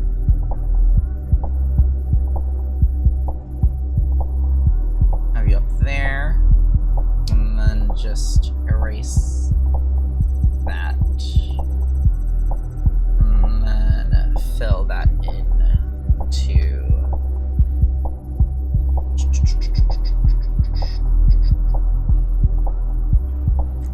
believable enough. Okay. So let's merge those, and then let's make a version of this, but without any of the stuff in the middle. Let's call it encoder.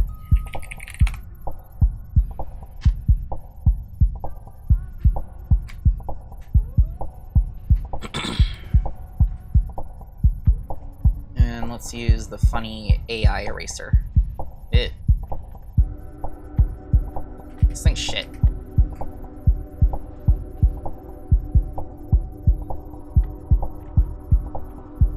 Close enough. Okay, yeah. So we know that if it has the line, that means it's limited, and if it has this, that means it's like unlimited spin. Alright, knob encoder, blah blah blah blah blah. Oh crap, I need to plug that in.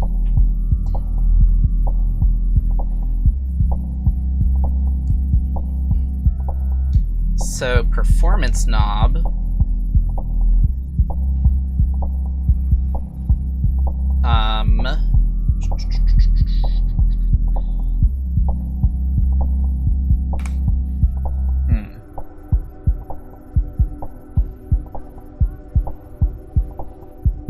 We might need to go wider.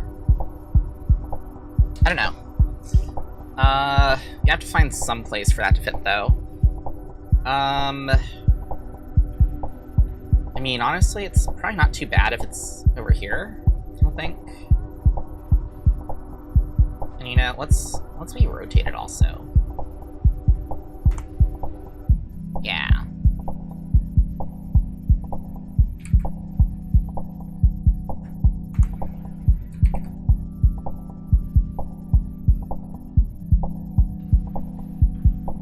Huh. What's that? Oh, okay. So you had that copied for some reason. Oh. Why are those on the same layer? That's weird.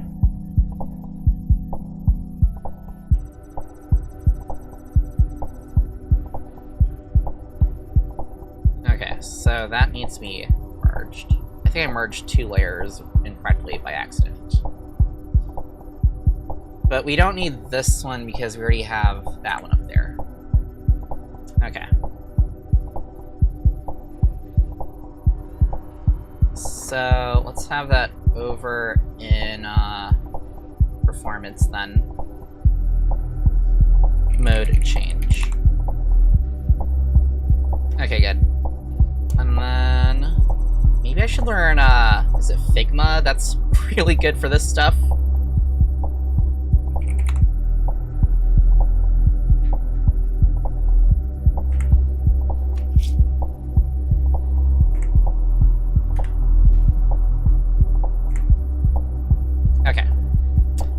Let's rotate this.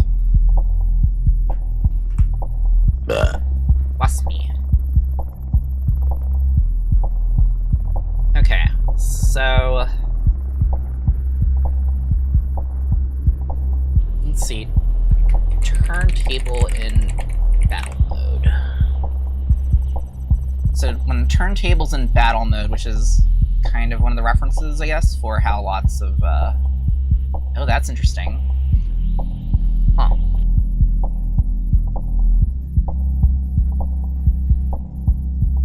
Yeah, that means that bottom right is where pause play is. But I was thinking that we can put tempo controls up here.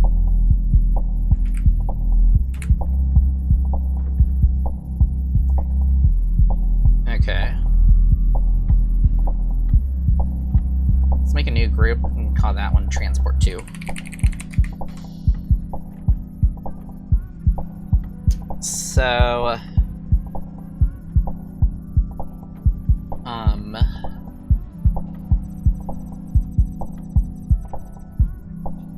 we have pause play down here. We have Q. We need master tempo sync, or we need tempo, master tempo selected, and sync. So yeah, that can be probably here.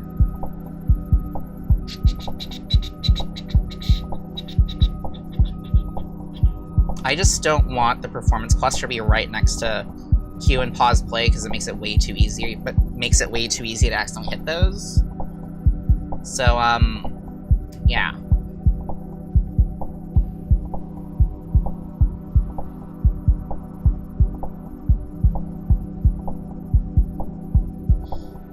Let's hide that performance thing, and let's go to loop. Yeah.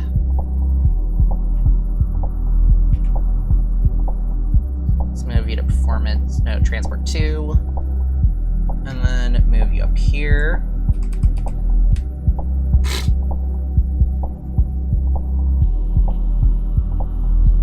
So then this could be sync. And this could be master tempo. And then this one would be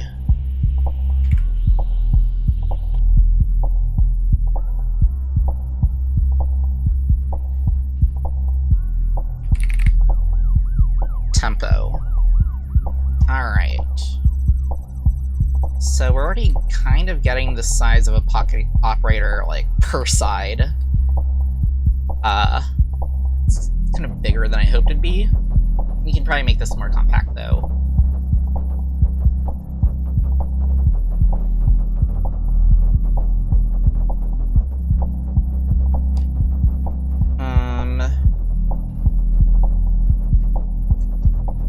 Okay, so how do the other controllers do it?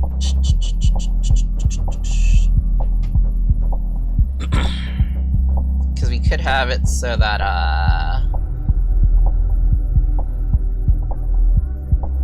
maybe tempo.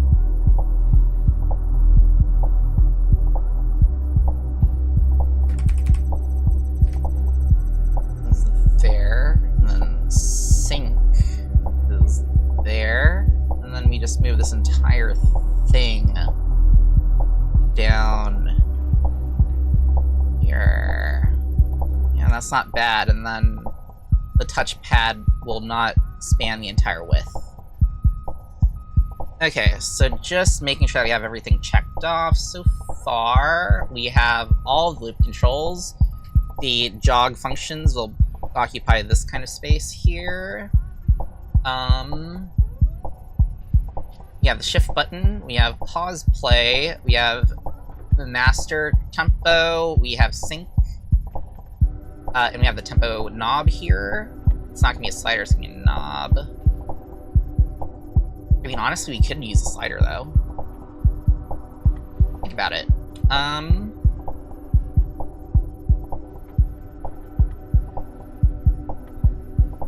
I mean, I've never seen a tempo, knob before.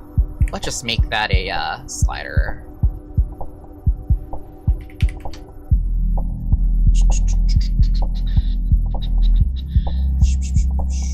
Yeah, that's kind of cool. Okay. Wow, that might actually be everything that we need. Let me just... Okay. And then, let's see. Steam Deck. I mean, it's literally just a rounded rectangle. I like the texture on it, though. I think the texture implies that it's touchy. Ah, there's a drop shadow on that, though. That might be orthogonal enough.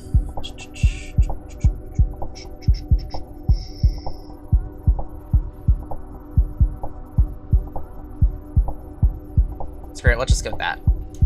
Open image, new tab.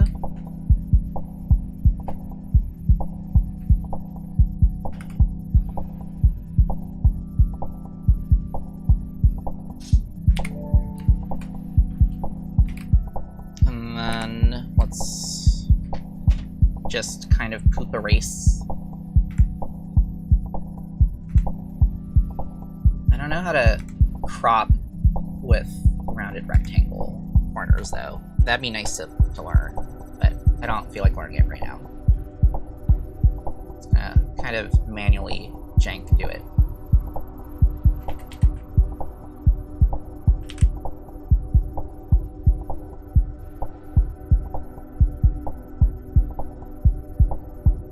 I thought I had a button set up to make this, like, do like a precision slow mouse movement thing, but I guess maybe it's not on this user account. It's okay.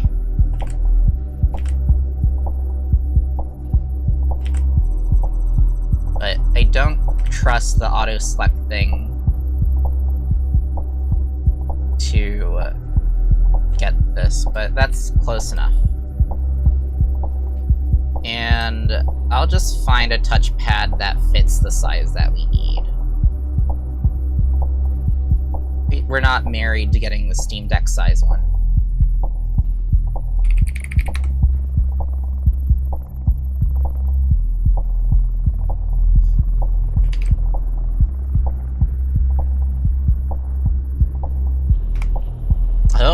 if it could click. Well, actually, technically, the Steam Deck one doesn't actually click. It feels like that it clicks, but it doesn't because it's like a really nice haptic feeling thing. Okay. Well, because this touchpad is like literally just gonna be used for transport, for the jog wheel stuff, we can mark what the zones are. So I'm just gonna go like do a circle, maybe a little smaller. Yeah.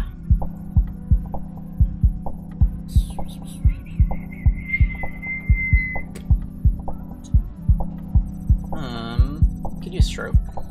Yeah.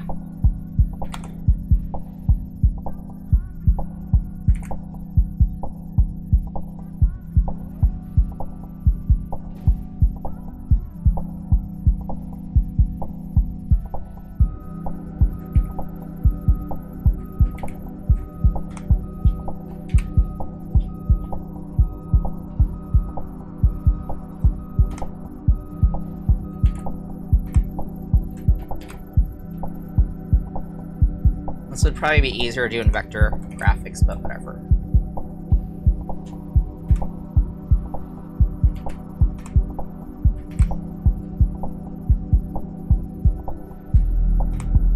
And then let's just combine all those.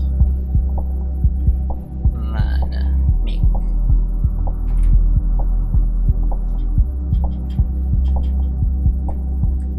that black, just to kind of imply it's like separated out. And then we can merge that. Okay. So yeah, that's gonna be what we have for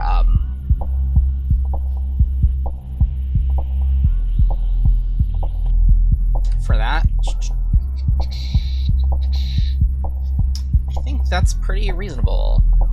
Let me just go through the controls spreadsheet to make sure that we have what we want. Blah! Go away. Oh my gosh, you are full of blah blah blah blah blah blah blah tooltips. Okay, so we have the half loop button, we have the double loop button, we have the loop enter exit button. We have the jog touch stuff. We have a shift button. We have pause play. We have cue.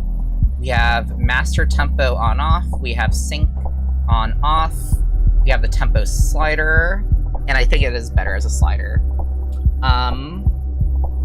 We have all of the we have the 8 grid performance buttons, and we have the mode changer. Yeah.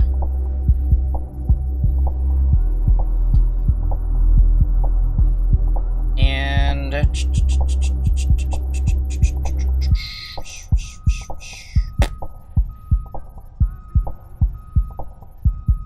trying to think if there's my microphone just fell.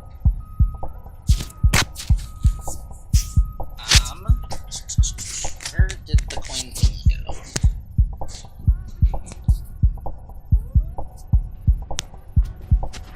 There we go. Okay, so let's see.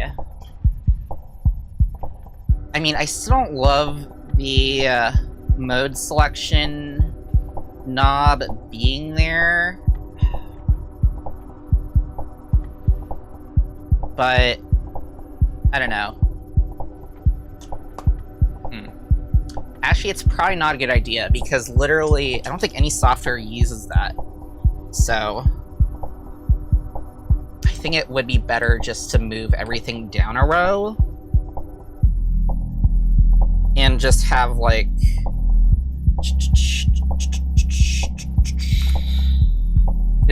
page 1, page 2, page 3, page 4, page whatever. Okay, let's just make that buttons. .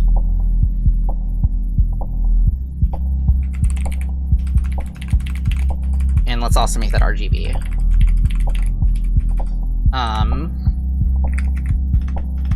Mode 1, Mode 2, Mode 3, Mode 4, and then that lets people, if they have, like... Yeah, I think this is actually better to do, because it lets people have, like, 8 modes then, if they use Shift, so... Let's not use that knob, then. Performance, where are you? And let's also move you down a couple.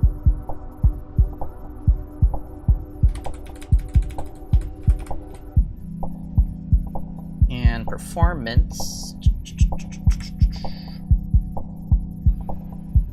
Okay, so it's every other one I want to do.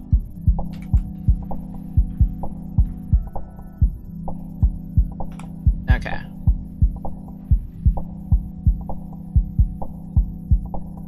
And then, I guess we want to add some labels again.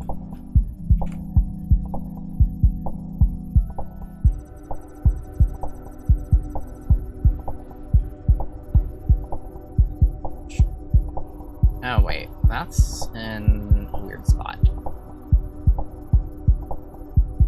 Okay, I don't really care too much about that being there. Okay. Mode 1.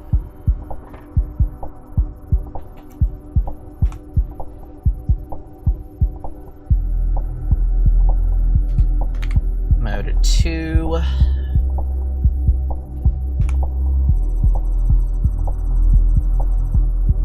Mode 3. Just realized we're gonna have to change all the text to be white. That's gonna be annoying. Honestly, I might as well just rip the band-aid off right now. Yeah, let's just rip that band-aid.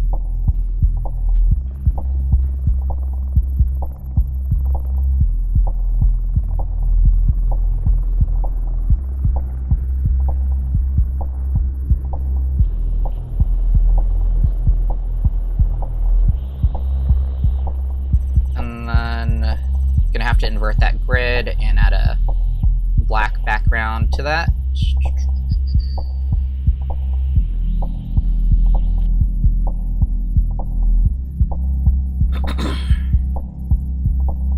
Okay, transport 2. Sync.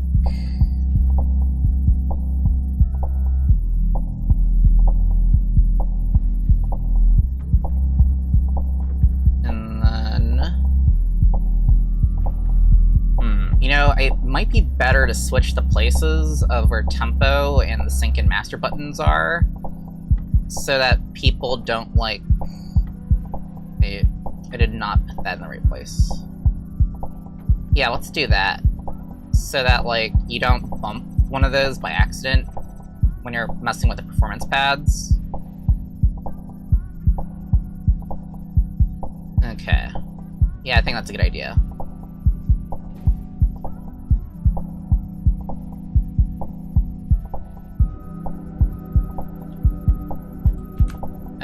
Okay, where... Oh, it's because I already whited those out.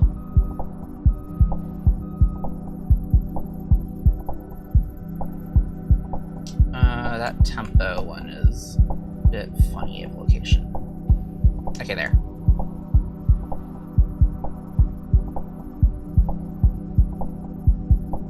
Alright. And I think it's just Shift, Q, and play.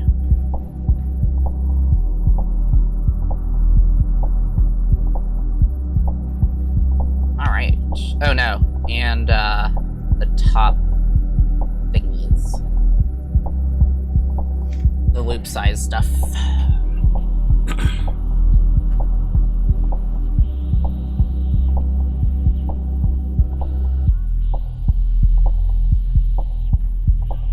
Okay.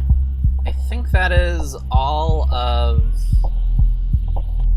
I think that is, all of those flipped, and then we can invert the grid. Whoa, I did not expect that to actually have white on it still. I guess that we can just have it on,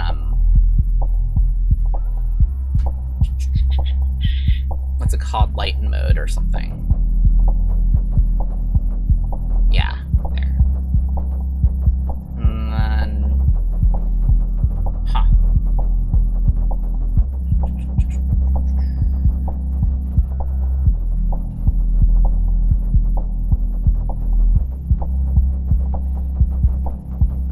Oh, that's interesting. Okay. Then let's make the background the same color as Pocket Operator. That nice slate black.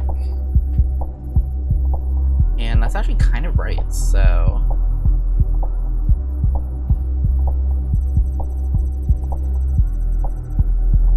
Alright. Cool. So we have that. And then... Yeah, I want to design this first, like, get the layout, so that we know what all of the... controls are first. And how many LEDs we have and stuff like that before, I mean, honestly, everything it might be better just to make literally everything in RGB LED so that it can all be driven off one channel. Honestly, I think I'll just do that. Then, like, have them all, like, multiplex or something weird. Yeah, I'll just do that. Literally everything will be RGB, but in function, I guess we could have it so that we could set a color theme for, like, I want my on-off stuff to all be, like, white or red or purple or something. But, yeah. Alright, so... let's collapse everything on the side. What is that group? That's just shift.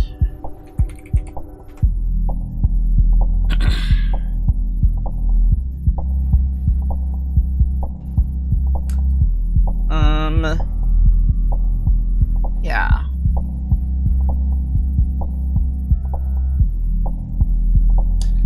And you know, the Q select, because in some controllers, Q select is on the deck, and on other controllers, Q select is on the mixer section. So we could do either, and I think we could actually fill this space in here with Q select. I think that's probably a good idea.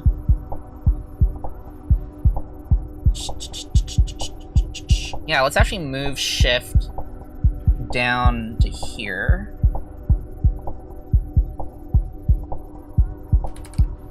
And then we can move this, we can duplicate that, and make that be,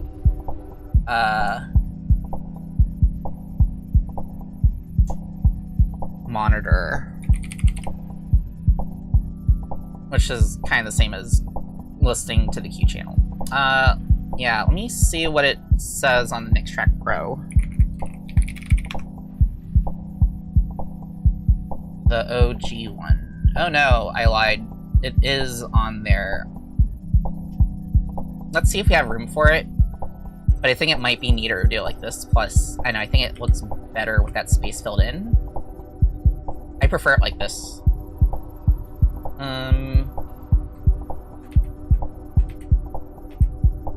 I know. Let's see if we have space for it. Let's move on to the other stuff. Okay, so I do like the nav stuff just being in the top. Oh, let's actually copy. Let's put this all in. Okay, let's call this left deck. Alright. So let's take these loop controls. And let's put it in a new thing that we'll call center.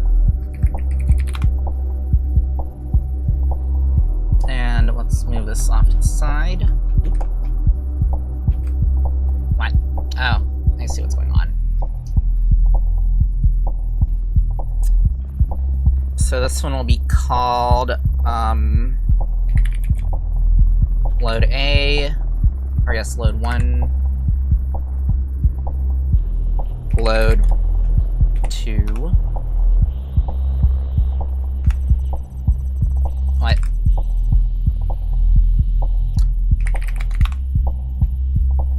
Should probably zoom in. Yeah. And then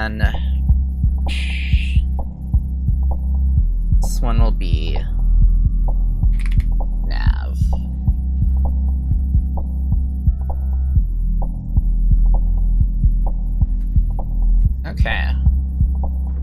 And then we want to replace that button with an encoder.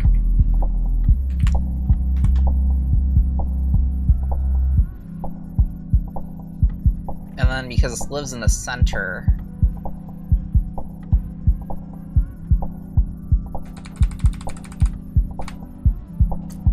yeah.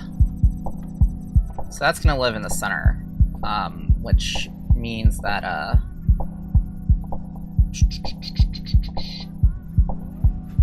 oop, forgot to load that in there.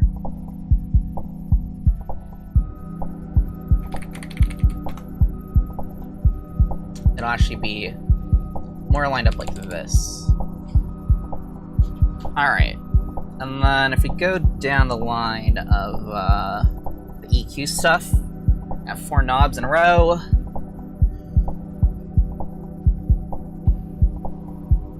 Let's make a new group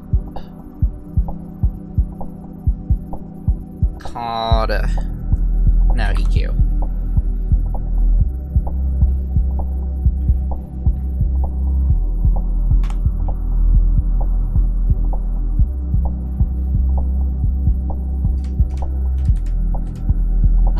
That looks center to me.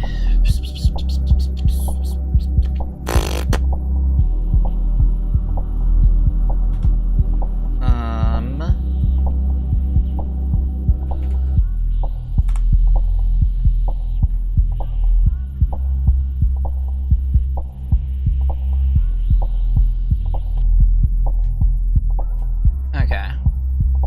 So we have that label there.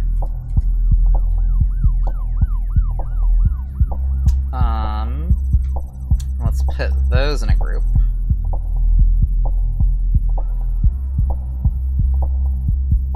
And then just copy these groups. So then it's gonna be high, it's gonna be mid, it's gonna be low, and it's gonna be effects.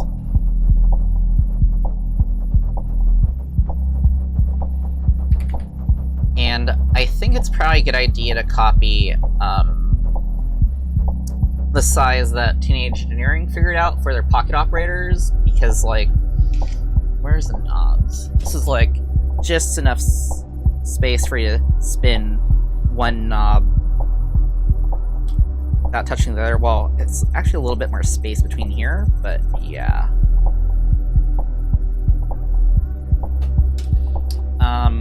I mean, I'll just have to, like, trial this out. It might be better to give it just a bit more room, actually, but we can figure that out later. This is not going to be what we're building the PCB off of. We're going to be doing that in KiCad.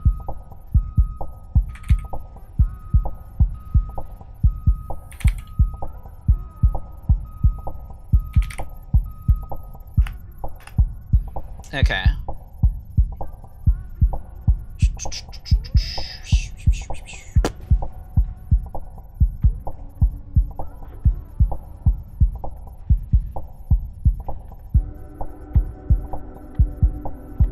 EQ.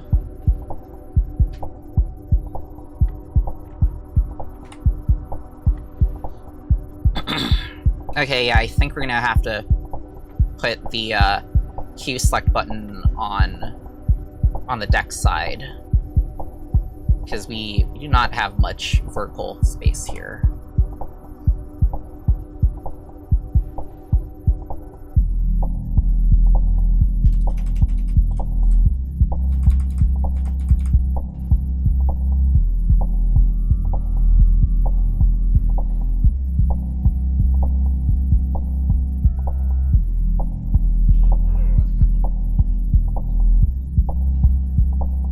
Okay.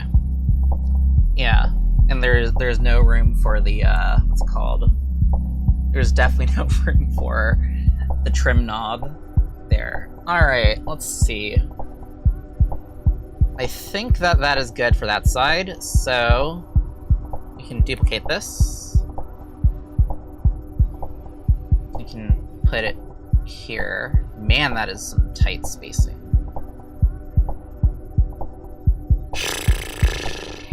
I mean, honestly, I think that we actually probably want it to be like...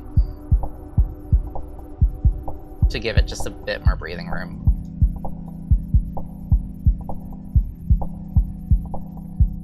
And then let's add another fader.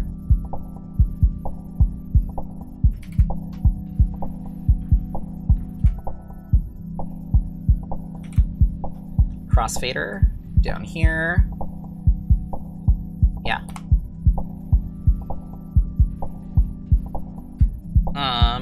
Okay. So I have the crossfader. I think we're just missing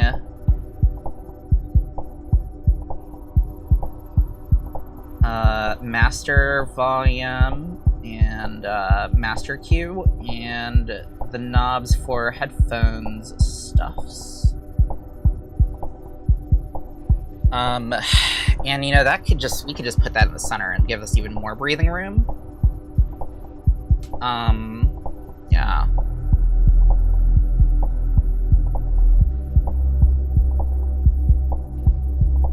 I think that is the move.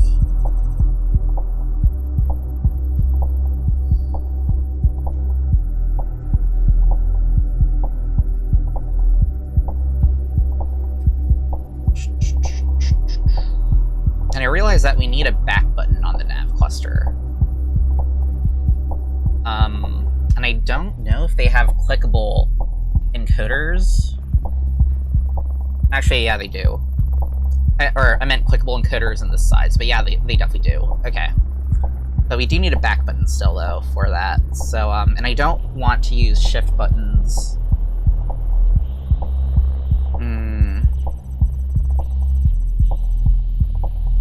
Okay. Where do we have playlists? There we go.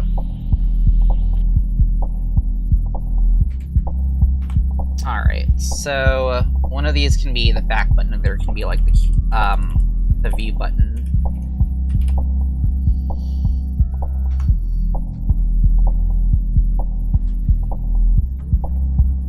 Now, I actually don't know if Rekordbox lets you use any controllers now, because that was definitely a limitation back then, but it could have changed by now. That'd be nice.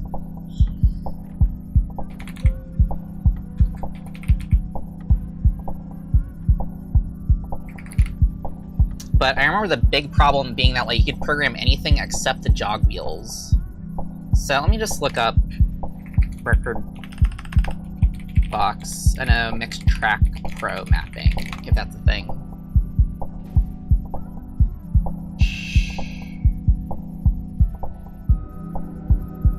You can't map that. Okay, well that sucks.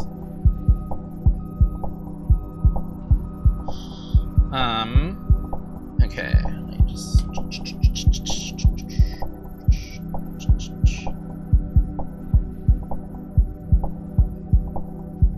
Okay. But yeah, I think it probably makes sense to put maybe...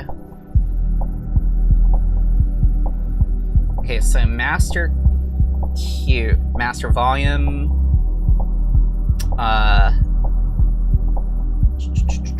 I don't know. I mean, honestly, I'm not really opposed, because, like, it's not like we're doing a symmetrical thing anyway, so... we could just have that kind of be, like, sideways-ish. I don't know. Let's just see how this goes.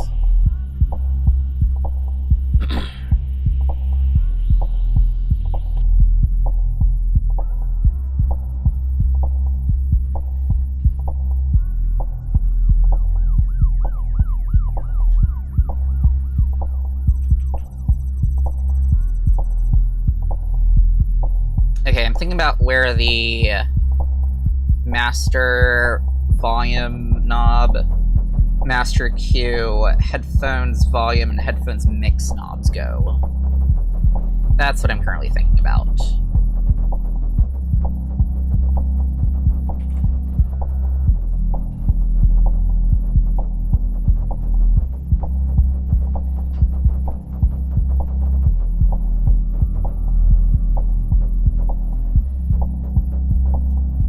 But for something that won't get easily bumped by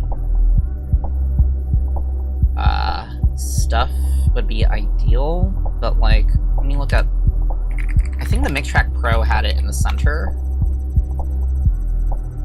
Okay, MixTrack Pro had it in the center.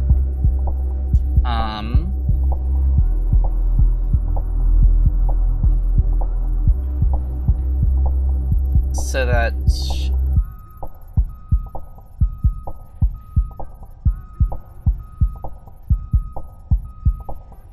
Oh no, QMix and QGain were actually not on the front. I'm misremembering. I thought they were on the front for some reason. Oh no, it was this one volume knob that was on the front.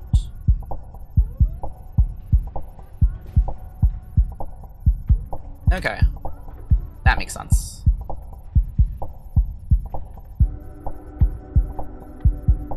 But where's master volume? It could have been down here, maybe? No.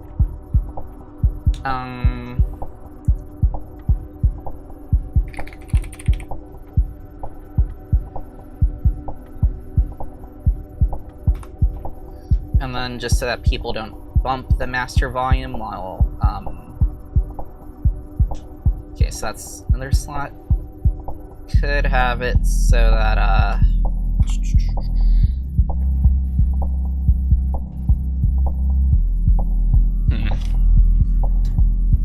Q mix and Q volume.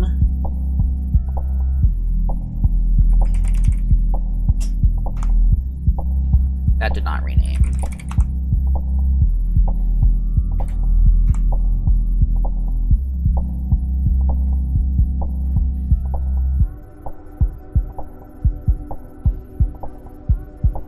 I don't like that being right. Oh, no, we still need the master Q though, so we can have that be between the two. Because I could imagine bumping that by accident while you're trying... I could imagine bumping the master volume by accident while you're doing the Q stuff, and that would suck. No, I think this is actually enough space. I don't think that that's bad. So let's add a button. Playlist.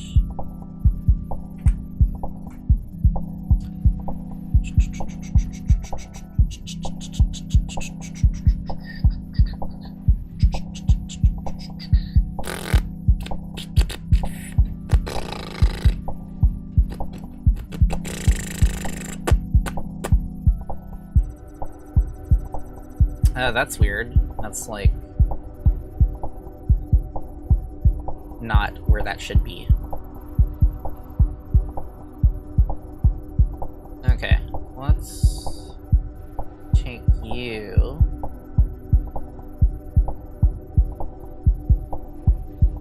Put you back where it should be. Okay, so that's the proper thingy. I did copy a button though, and I don't know where I put it. Here. Load 2.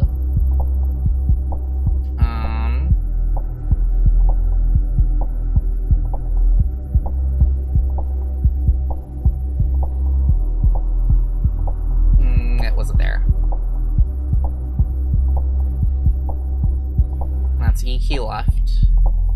Okay, I think I copied load 1, but didn't actually move it. There we go.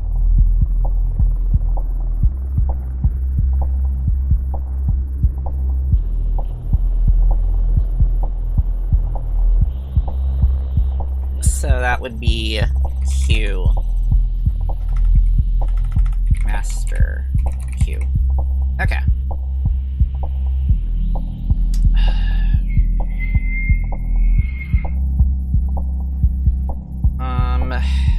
You know, back in view, they don't have to be below there. Let's move that around. I think I know how to make this fit. Okay. So where is back? Where's the playlist stuff?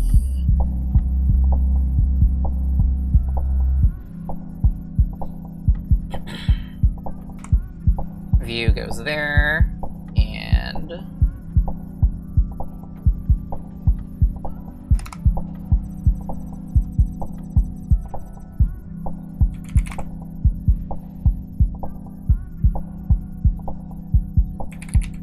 back.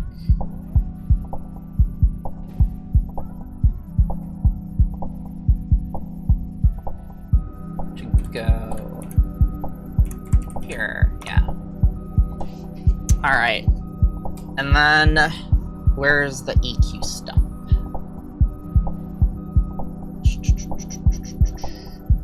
Let's rename stuff. So this is gonna be main volumes. This one's gonna be EQ right, and this is EQ left. And then this fader, we can put that under main volumes also.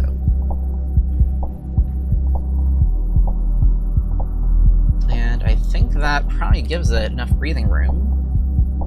And then, I mean, if we're not going to be filling the space in here, we could just have it kind of aligned here, and that'll just give it even more room so that we don't accidentally trip those knobs.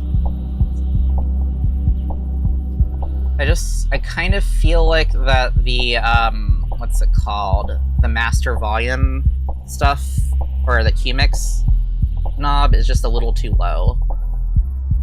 So, I want to move that up, and we made some space using the, so that's too close to nav.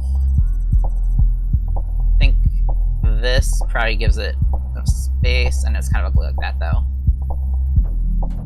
I think that because it's like kind of offset, that gives it a bit more nice lookingness. Alright, okay, so just making sure that, let me open up that spreadsheet again. Okay, so we have, this is all deck sides, so, I'm gonna call this one section. This is deck. And this is,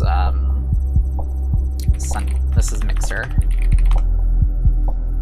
But yeah, I didn't have room for the Q stuff, so we're gonna put move shift down here and put Q select up here somewhere.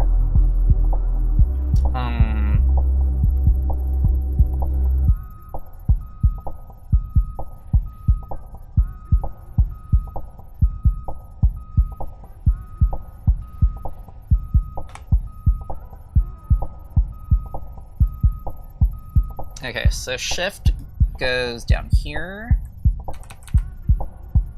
And then this one should be Q mode.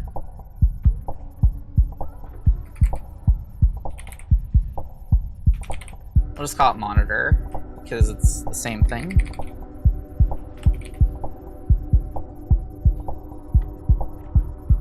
That's not how you spell that. Okay. Oh, I forgot that I had the sideways scroll on this mouse. Okay, so I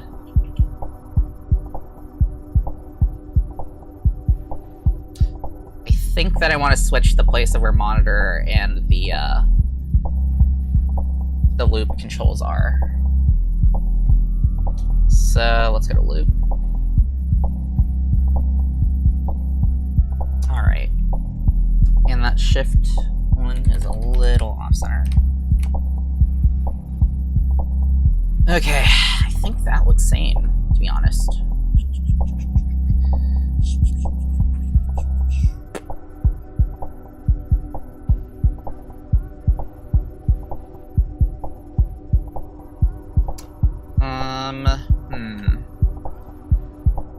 Might swap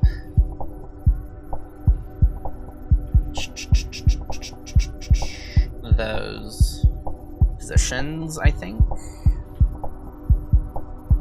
No, maybe we shouldn't have the fader at the very edge. That feels like it could be fragile, I think. Hi, what's up?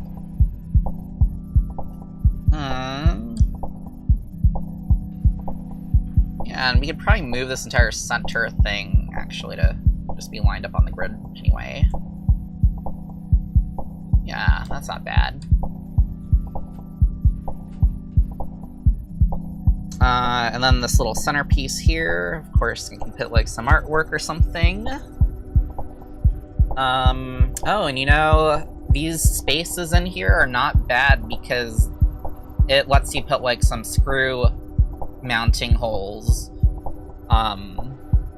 Yeah. Some screw mount holes for stuff, if you want stuff. I want to go back to the Mixtrack Pro and see what some of these buttons were. Because, like, yeah, Virtual DJ does it in a different way. That uses 4 buttons.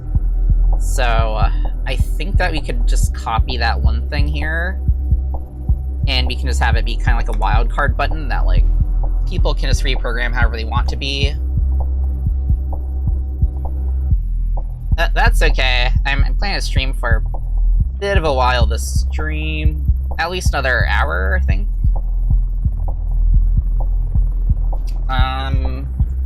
Yeah, just doing some interface design for the DJ deck thing. Although, I did change my mind a bit. I'm not going to do the weird alien design I wanted, where we don't have a center mixer unit. We just have everything on the decks, and then we can base that off of... We can do the weird one based off of this design. Yeah. So let's call this one... question marks. And it'd be kind of cool if, like, there could be just, like, an engraved acrylic thingy that, if we just had, like, an engraved, let me see, an engraved acrylic overlay onto this, so that depending on what software you're using, it changes what the monitor, not the monitor, what the, function is of everything. Okay, so I think we can just copy-paste that and see what that looks like. Oop, did we not copy that one touchpad over? We did not. Okay.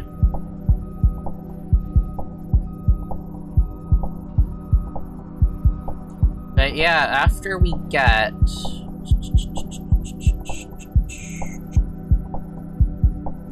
this, then we can enumerate all of the functions that we need.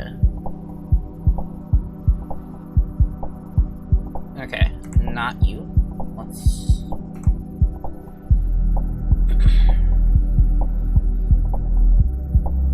There we go. That looks kinda cool.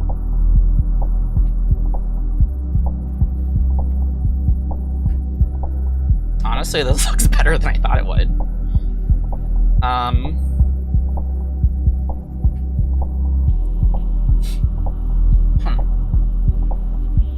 Yeah. Then we could add... Let's... And wow, we did not really use that much space. We could probably move all of this stuff up and make the file a little smaller. We'll just give it a bit of room.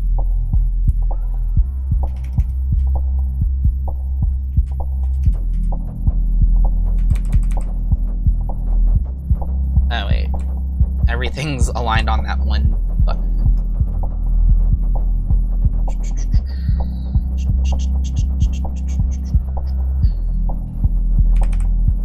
Okay, cool.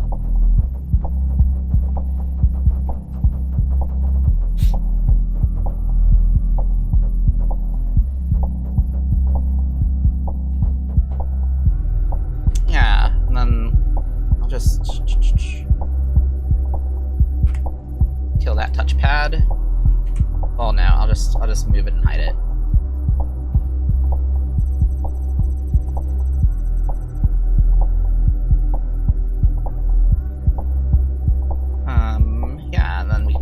this?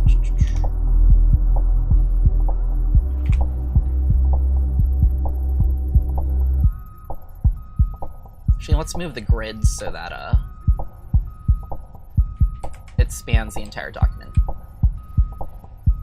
instead of being like weirdly cut off. Okay. And then, yeah, let's just crop that. And then we can double the size of this again.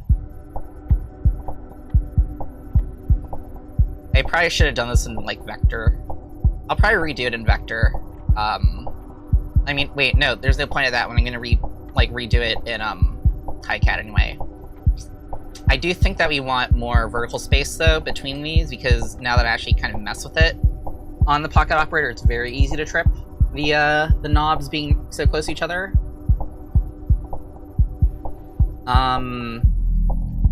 So yeah, I'll probably be giving it a bit of breathing room. Let me make the actual thingy. The actual layout. One thing though is I wonder if we want to have a built-in audio interface, because I feel like that's going to make this a lot more complicated. I mean, it's fun to make complicated things, I guess, so. Wow, that's a really messed up grid here. What is going on there?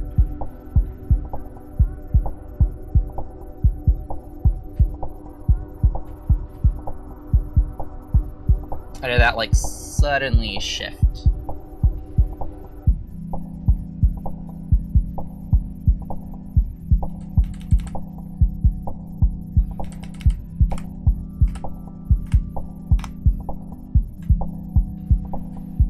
Okay, that's lined up.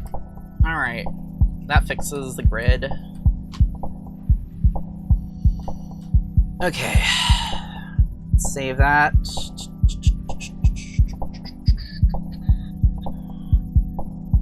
And then let's add a mask. So let's start off with like that, and we're gonna be chopping off a lot more than that.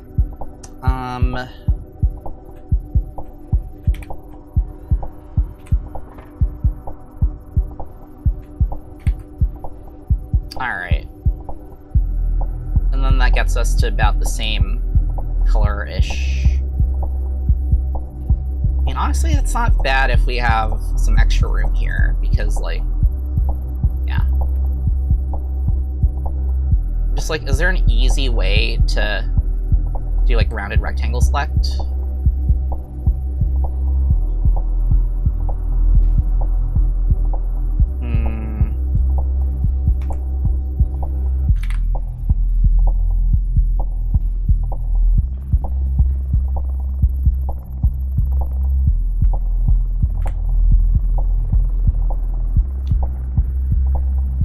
Rounded rectangle select in. Oop, not that.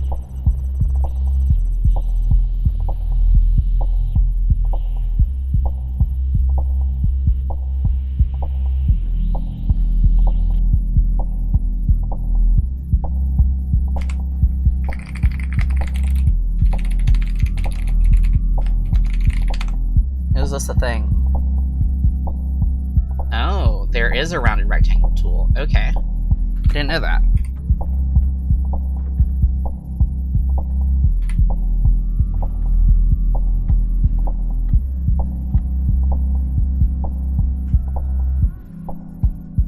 Unless, maybe I should just be using like a normal rectangle and then give it like properties or something. Oh! That is a thing. Okay. Just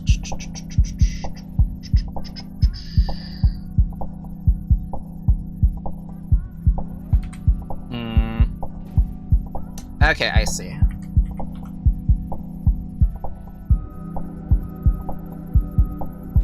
Okay, cool. That's how you do rounded rectangles. Alright.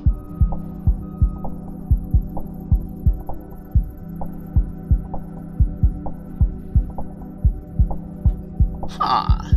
And you know, we could actually remake the, touchpad things. I know, there's probably, like, the touchpads are really ugly right now, but it's okay, this is mock-up.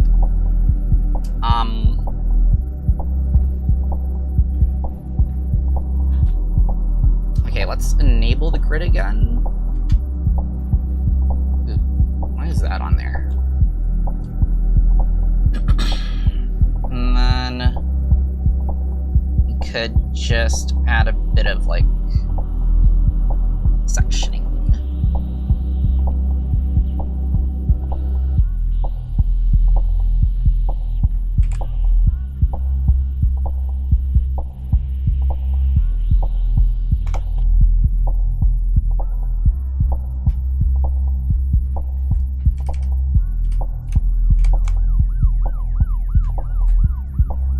Make that like, I don't know, 50 or so.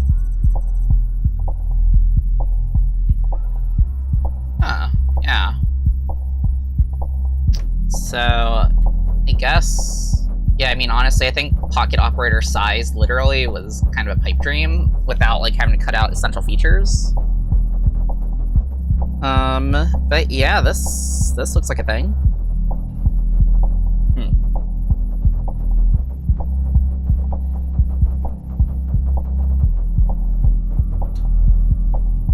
Alright, I think I'm gonna...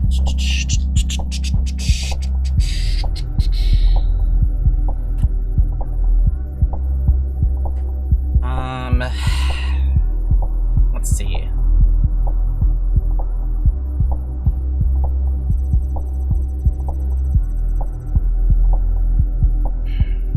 Just thinking about how we want to, like, put RGB LEDs in here.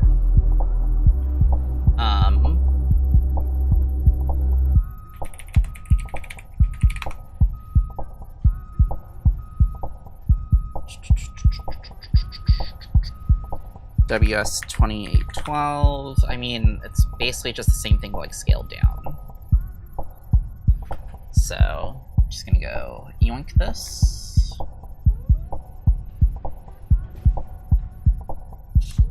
And then we can just shrink you down to 3 millimeters, I think is the smallest one that I've seen. So like, let me just compare it with calipers here. So if this is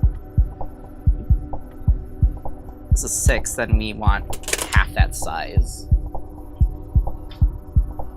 Well, half linearly, and then that'd be like yeah, that's about it.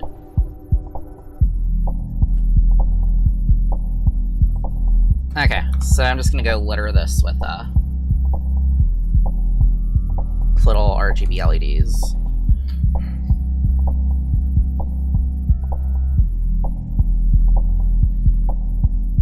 And then that means I'm gonna go get rid of the left deck also.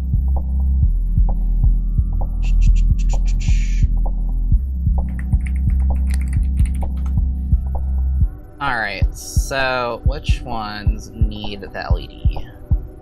Because not all of these will have the LED, just some.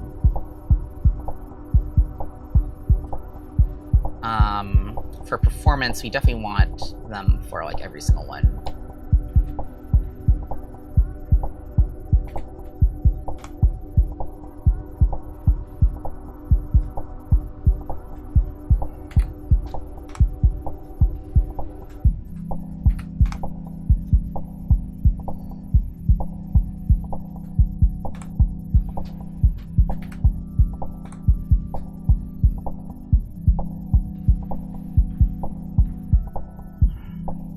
I do wonder how close we can butt those up against each other, like in terms of getting this assembled.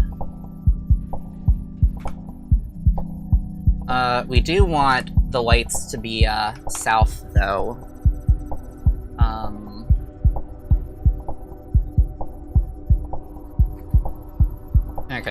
So let's copy that. And then transport 1, transport 2.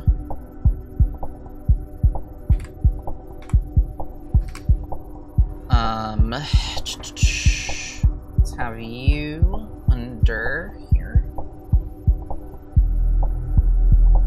And then Q also needs a light, but Shift does not need a light. Okay, now Sync and Master also need lights. I mean, honestly, if almost every single button needs a light, might as well put them on all of them.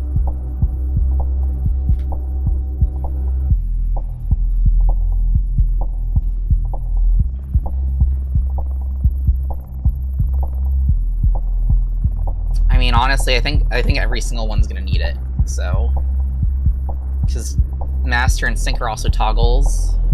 Monitor is a toggle.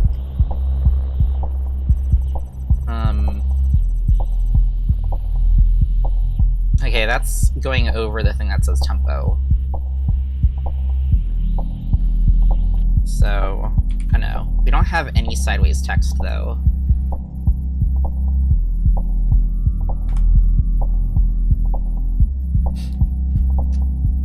Okay, I do want to know if there are actually circular touch pads.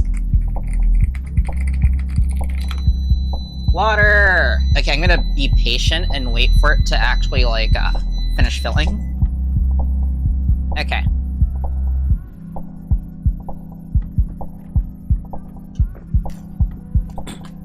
This thing is working exactly the way I wanted it to. It's great. We have round displays, circle trackpad.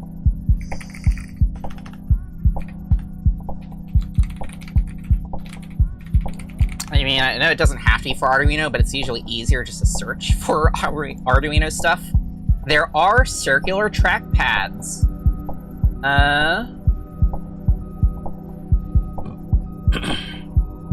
I have to shop for specific sizes of them, but that is good to know.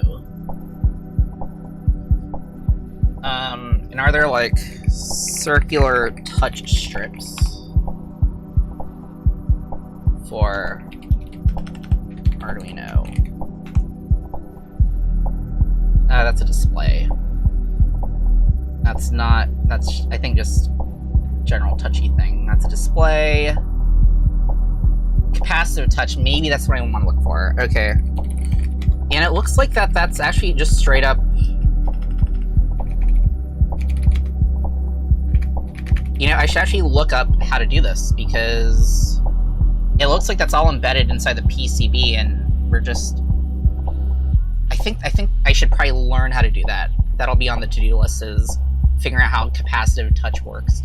So we don't even need to get, like, a pre-built touch assembly thing. We can just have that be, like, a thingy. I'm trying to say a thing. But anyway,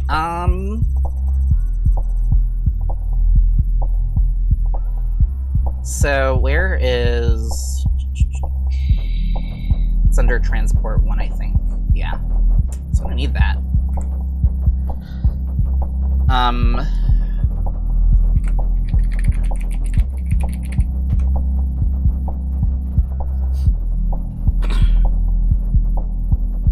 Just gonna see if I can yoink a, pattern.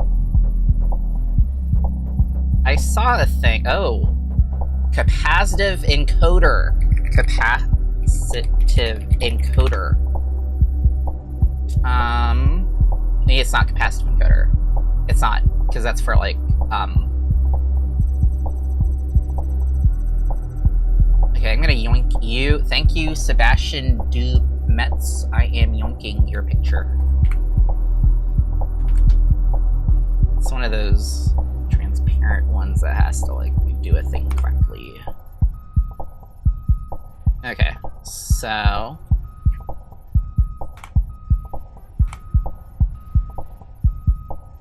How am I gonna do this? about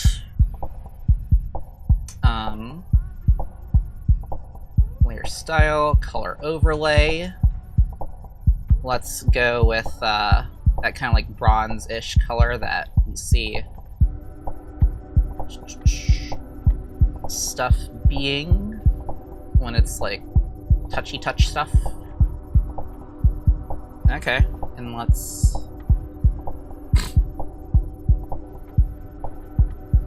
duplicate and shrink because I want like an inner and an outer feel.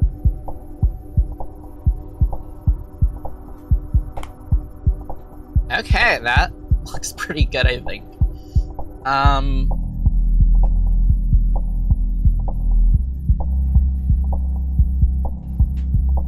And then we can just size this exactly how we want to if it's just going to be part of the PCB itself, and this probably makes it quite a bit cheaper.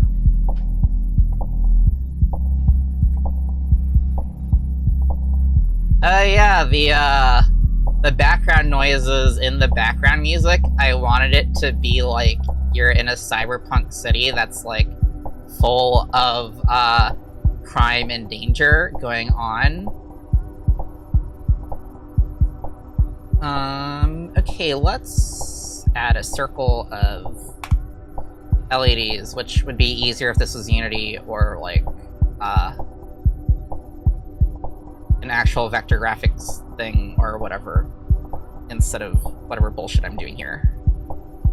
Oh, you know, actually I think I figured out how to do this.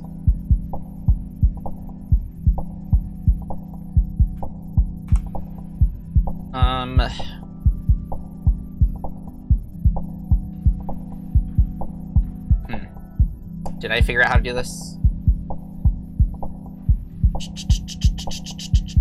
Well, actually, what I'm thinking of right now is how, you know, those touch circles need to be smaller.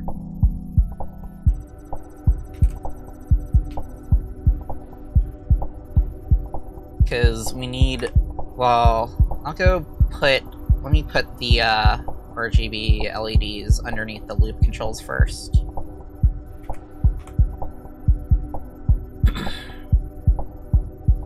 Okay, where are you? You're here.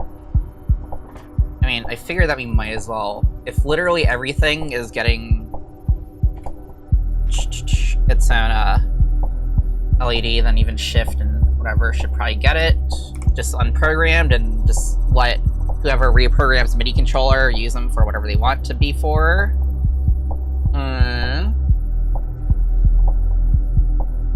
Okay. Loop stuff.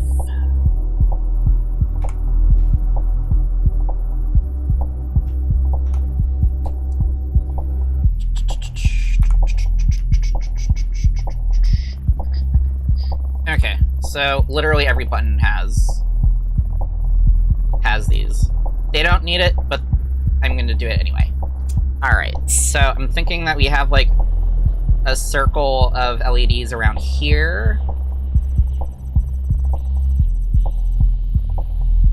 Around the wheel thingy. And I think I know how I'm going to do that.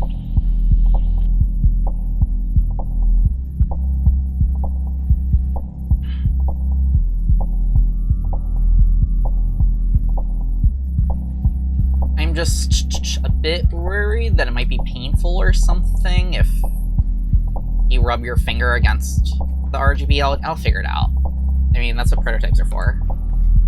But, yeah. Okay, so I'm gonna go put these two in a group.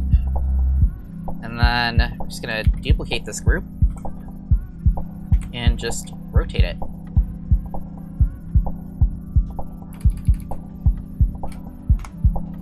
And then we're gonna go put those in a group.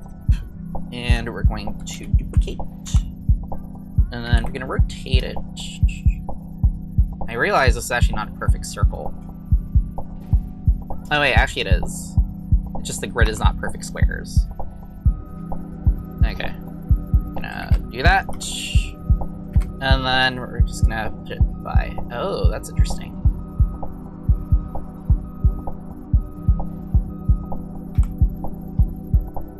Ooh. Okay, well that's circular enough for me. Yeah, I don't think that looks bad. And then we'll just maybe move this down so it's not too crowded.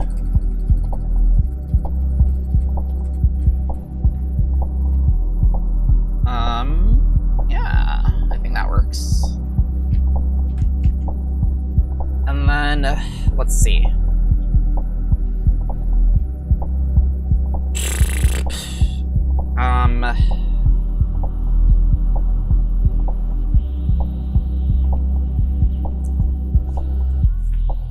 If we're gonna put LEDs on literally everything, I guess we need to move some of the EQ stuff down a bit.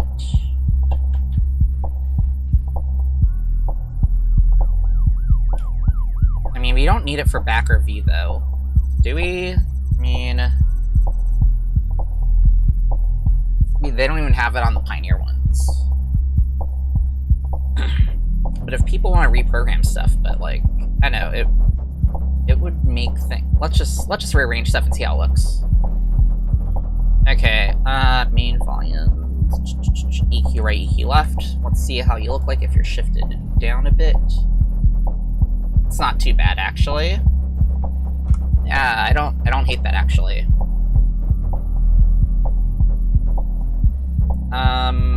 Okay. So...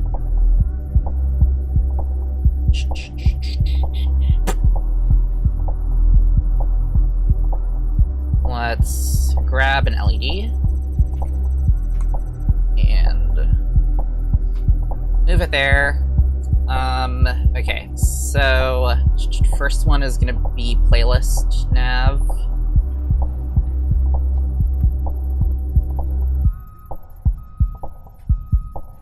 Now, we don't need it for the knobs, though, at least. Oh, we do need it, though, for the tempo stuff.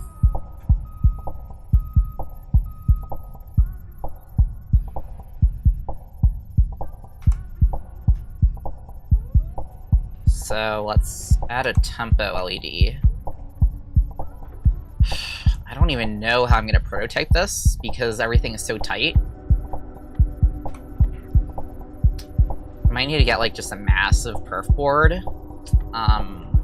Okay, but where is the tempo thingy? I think that's transport 2.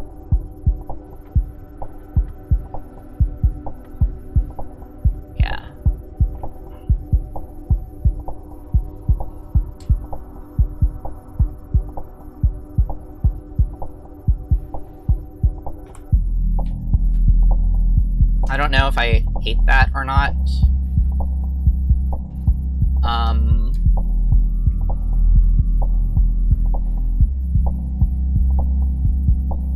Okay, so master volume and master Q do need LEDs though. These ones don't, but these do.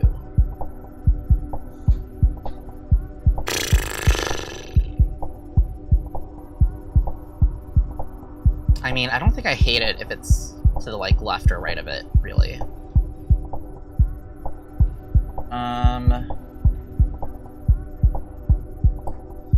Let's see, how do other controllers do it? Let's see, some of them don't even have, like, feedback for them.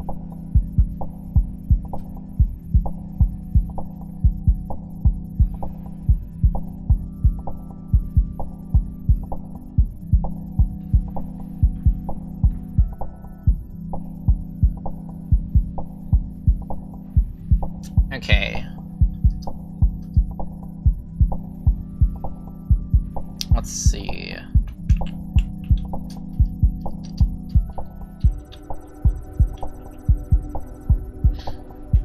Doop.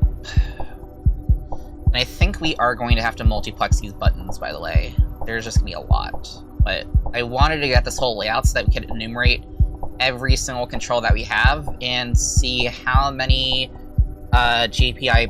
GPIO pins we need, and if we can get away with one-to-one mapping, or if we need a multiplex stuff, and I think we have to multiplex stuff. But, okay, so back to the RGB LEDs though. We need it for master volume, we need it for master Q, we don't need it for any of those knobs, only that one, but we do also need it for that. And might as well also have it for the bottom of the crossfader. So let's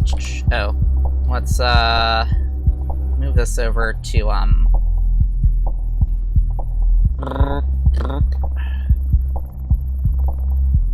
let's move you over to center. Okay, so where are you? Oh no, crap. That should have remained where that was. Oh, we already have some center LEDs. Okay, so EQ left. So this thing will just scream at you red if you are redlining.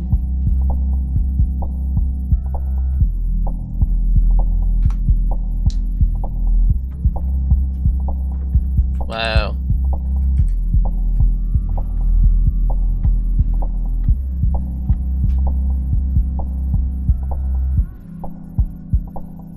It's not perfectly lined.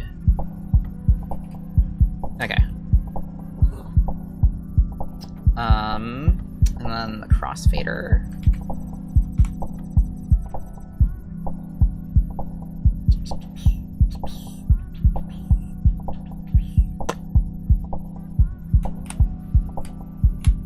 I mean, we could have it so that all the legends are off to the side, maybe? I don't know. But maybe we can spread things out a little bit here.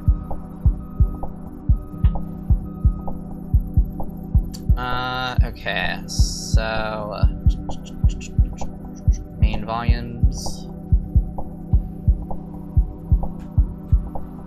What if we put y'all down here? That is not bad. And then...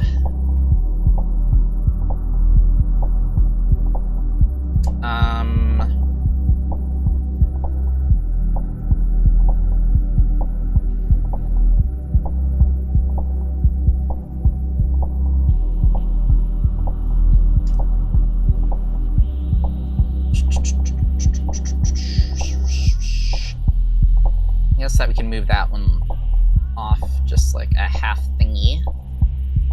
There we go.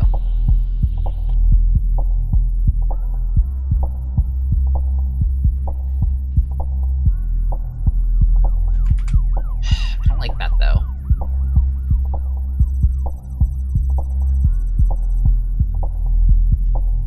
Okay, let's move it like half the grid thing. And then I guess these two, also move them there. Hope that's not too in the way. Although I don't hate this either, because it makes like kind of a cool hexagon-y thing here. And it does fill in some of the missing, some like empty space.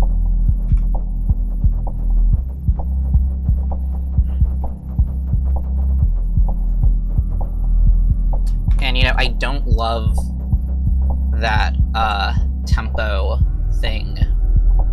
I don't love tempo being like having its LED there, because it's the only one where LED's off to the side instead of to the bottom to show its status. So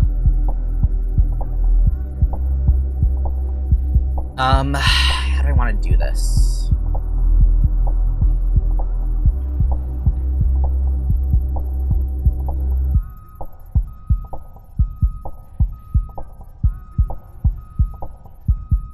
Okay, that should also be under left deck. I think that I want to figure out how to move one of these buttons around. And then...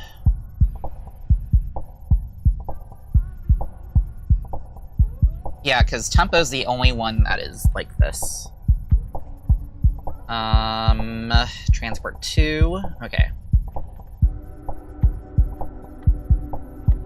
So, where is the monitor button?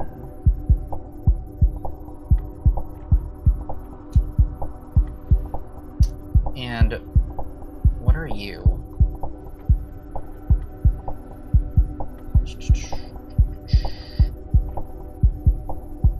Okay, so that should actually be down where the monitor mode is.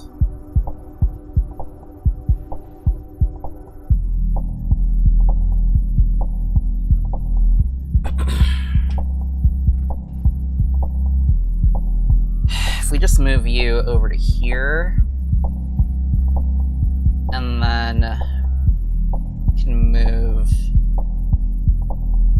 transport up, or we don't need to move that up, we just need to move only the fader and tempo labels.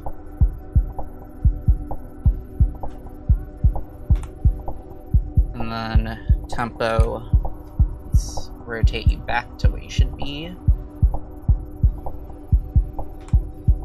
And then that LED should be here. And then let's group y'all appropriately. And then you go to sync, and you go to master. I think that if we put sync up here, so it just lines up with all the other buttons in that row, and then if we take the fader cluster, I don't think that looks, I think that looks better. Yeah. And then,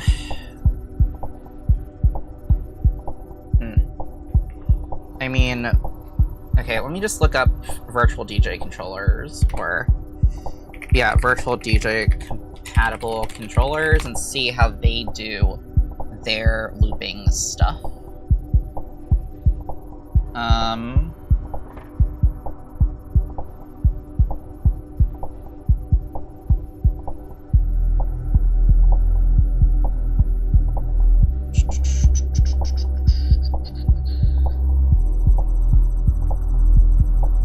I mean, honestly, at this point, it's just not really standard.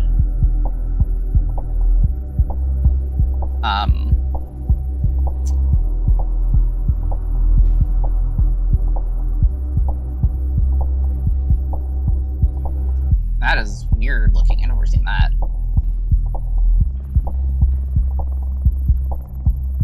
This would be easier if there were tact buttons that had the RGB LEDs built in. I don't know if that exists. I mean, this one doesn't... I think I just want to eliminate this random button here. Just because I like having clear divisions between functionality. I want to do that. Okay.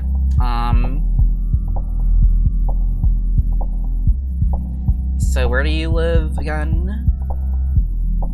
Are you in loop? You are in loop. Okay, let's remove that random ass one.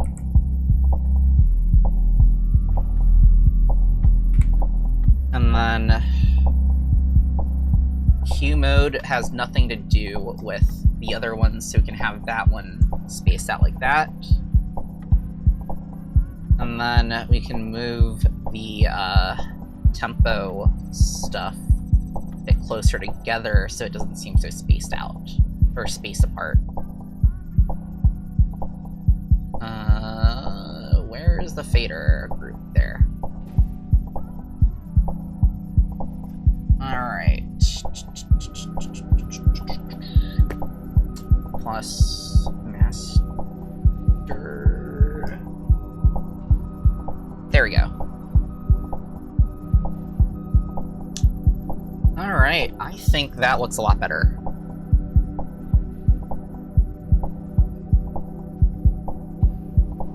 And then shift.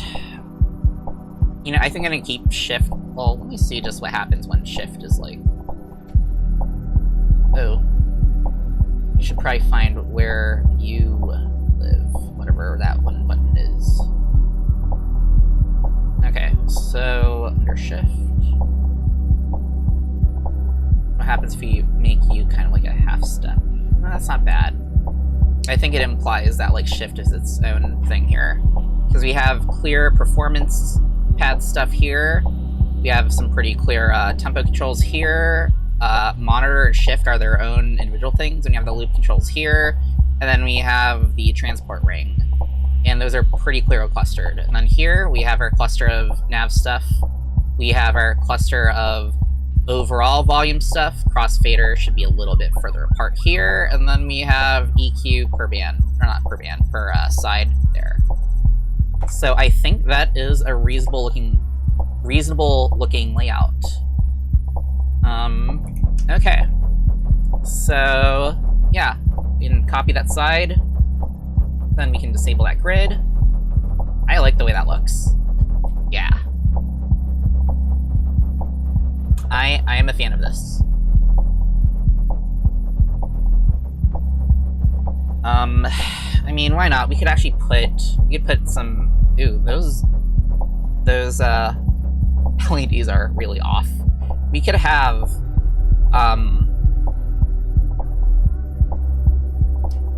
okay, what's the, order of that?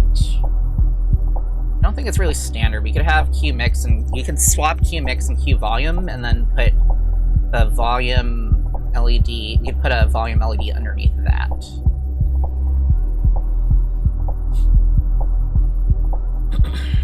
So let me go find where that is. Let's rename this right deck center.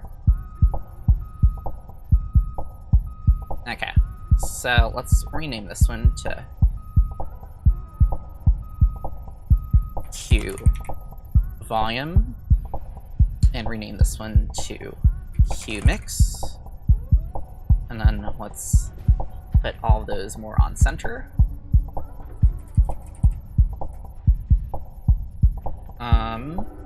Yeah. And then let's take you and let's have you go here. Okay. Yeah.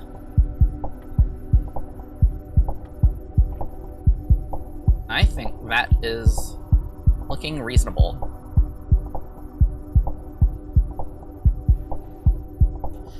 I am kind of skeptical about how this will work, though. With having like 2 rings instead of 1, it might make more sense if we just have 1 ring and then have like kind of a mode switch on that. I mean, if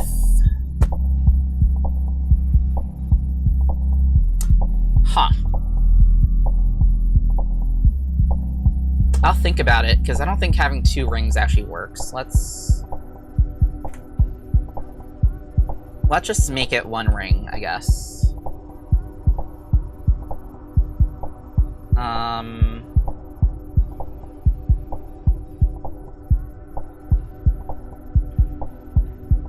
Oh, didn't have to get rid of that. Let me just hide ring 2.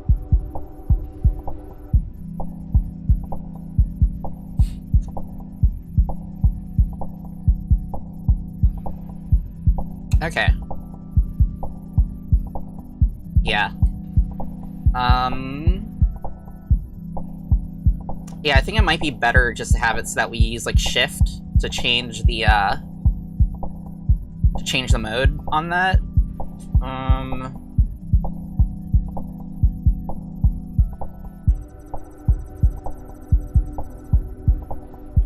Yeah, actually I think that makes sense. You hold shift down to either nudge or to do the other thing. Yeah, I think that makes sense. Let's do that. Alright. Oh yeah, it does look kind of like an owl.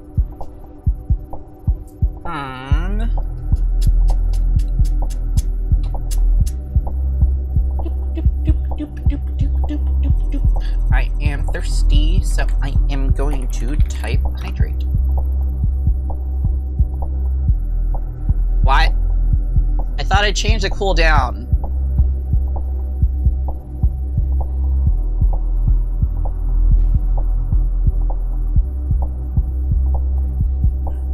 Apparently I didn't change the cooldown. Okay. But 30 minutes is a pretty good cooldown amount, I think. Fuck it. We'll make the cooldown 15 minutes.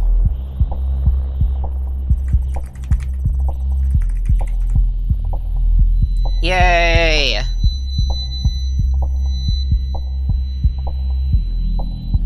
Okay.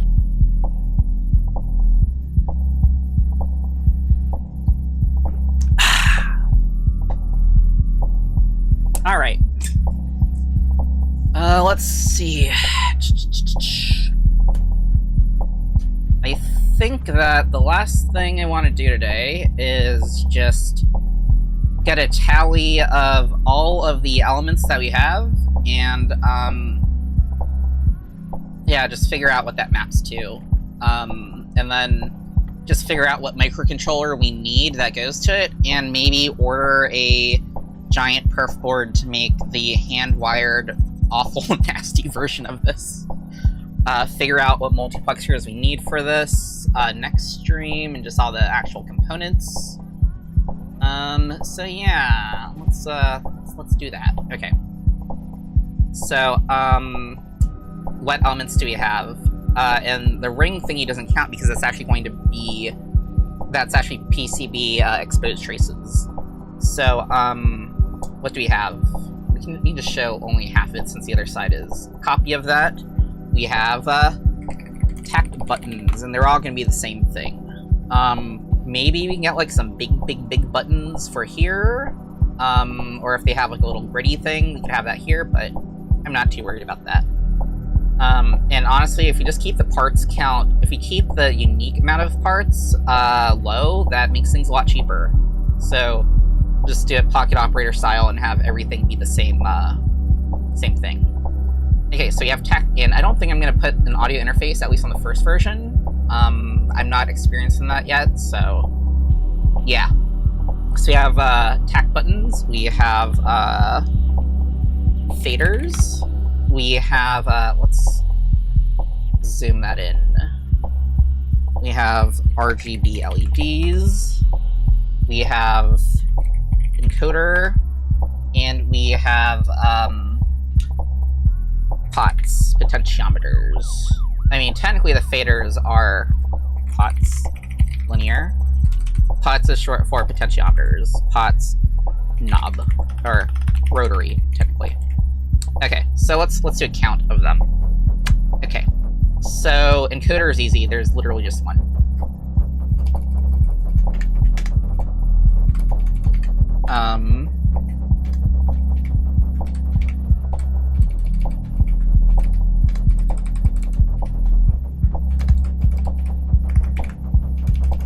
Okay, so potentiometers, literally not a single one is actually on this side. Well, I mean, we have that one, but no knobs, no rotary ones are on the deck side. So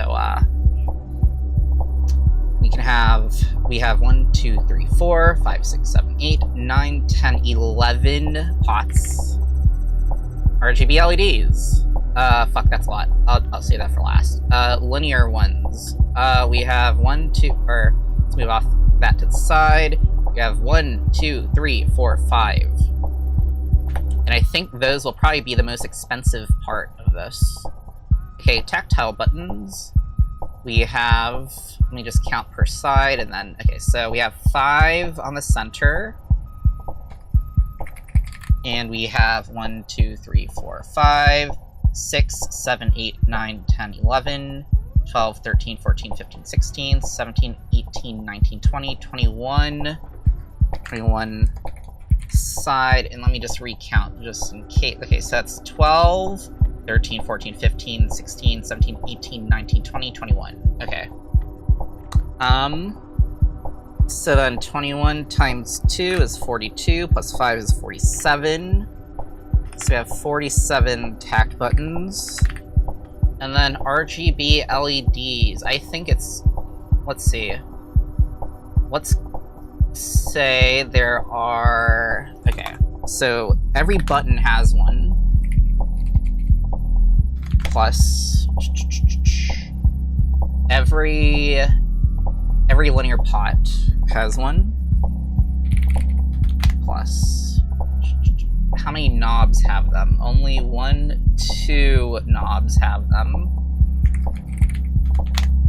And then we have this funky array, which, what was that? I think that was 8 times 3 of them. 1, 2, 3, 4, 5, 6, 7.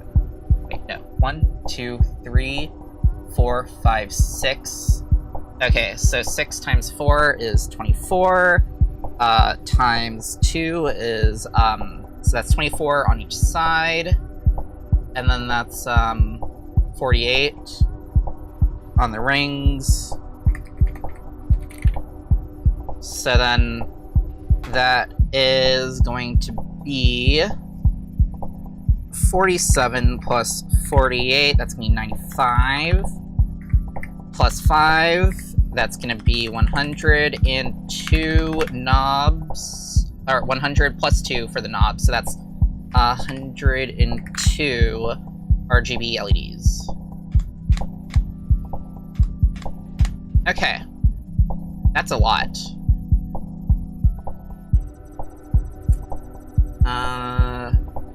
Yeah, the way that I did the thingy, first I did the top and bottom one, then I copied that, so it'd be the left and right one, and then I copy that, so it'd be the 4 in between that, so that's like 8 slices of pie, and then copy that twice, and they're offset 15 degrees.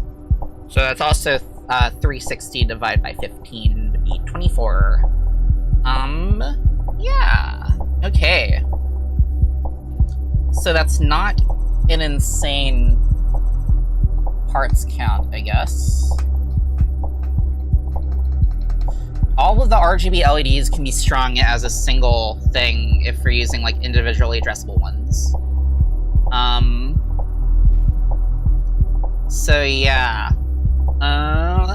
It's individually addressable. And then 5 plus, so then that's 16. Okay, let's see the inputs and outputs. Okay, so RGB LEDs can share 1 pin. Potentiometers. There are 16 analog. There are 47 digital buttons, and then the encoder, I forgot, because like, how do those work? Encoders with push.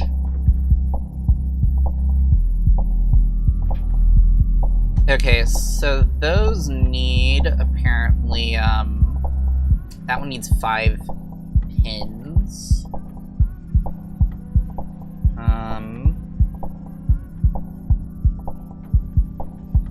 That one also needs 5 pins.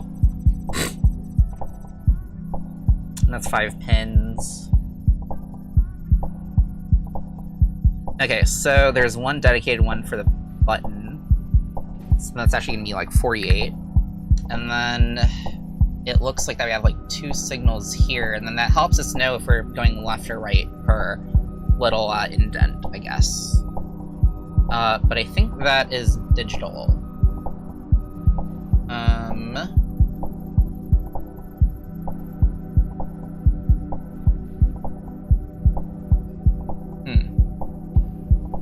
Oh yeah, it does say that. So then that means we need 50, and I don't think that, so at minimum, 1 RGB out. And I'm pretty sure the biggest controller I can think of, which is gonna be a dev board, it's not even gonna be a Teensy 1.4. I don't think that even has close to that many pins, so we're going to have to figure out some multiplexing, definitely on the digital pins. Yeah, that's 1, 2, 3, 4, 5, 6, 7, 8, 9, 10, 11, 12, 13, 14, 15, 16, 17, 18, 19, 20, 21, 22, 23, 24, times 2 is 48, and that doesn't even cover that, and that's assuming every single pin here is even GPIO, which is not true because we have several ground pins and power rails and reserve pins. Well, I mean, there's also these funny ones here, but still, that's not going to be enough. We have to figure out some kind of multiplexing. Not to mention the teensies are a little pricey, and I want to figure out how to consolidate everything on the board, if possible. It actually might be really difficult because, yeah. I actually have not multiplexed stuff before. I've been putting it off because I'm like, I'll just throw a multiplexer on it, like the chip. And, yeah, it's probably good for me to figure out just how to deal with diodes. At least I think it's diodes. Charlie plexing, I think it's what it's called. Yeah, I need to learn how that works, because I've never done that before, and how it works with having multiple inputs at once. But yeah, absolutely need to multiplex somehow.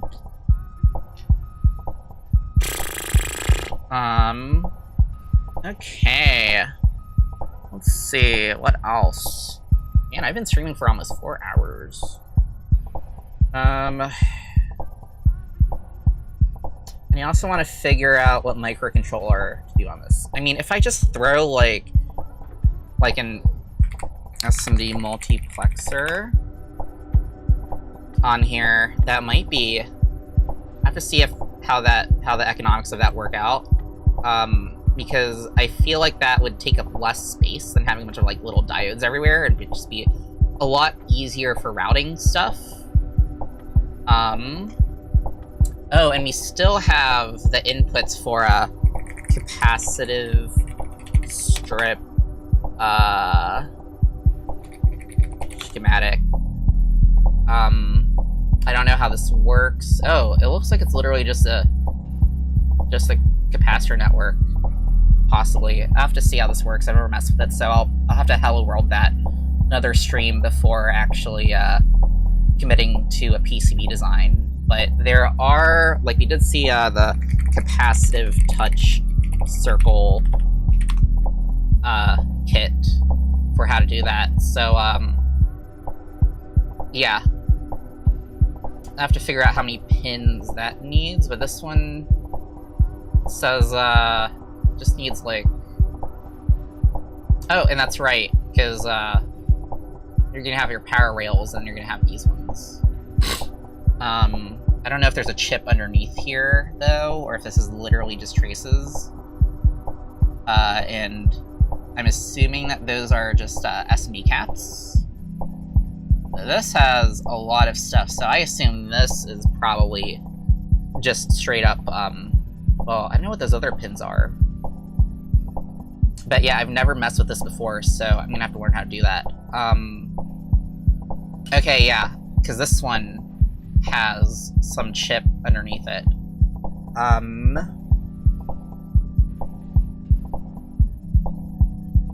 So that's gonna be fun to figure out.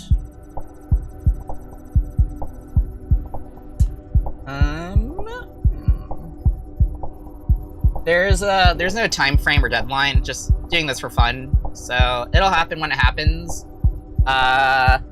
Yeah. Also, I'm kind of unemployed right now, so I'm not sure when I'm actually going to be able to order this stuff for this. But I don't know, it could end up like super cheap though, especially if I just like hand assemble it. But at the same time, the tariffs are killed, or at least the big boy ones are, which means that ordering PCB fab and assembly from China is cheap again. So yeah, or maybe I could figure out how to like how to snag a sponsorship. That'd be cool. Yeah.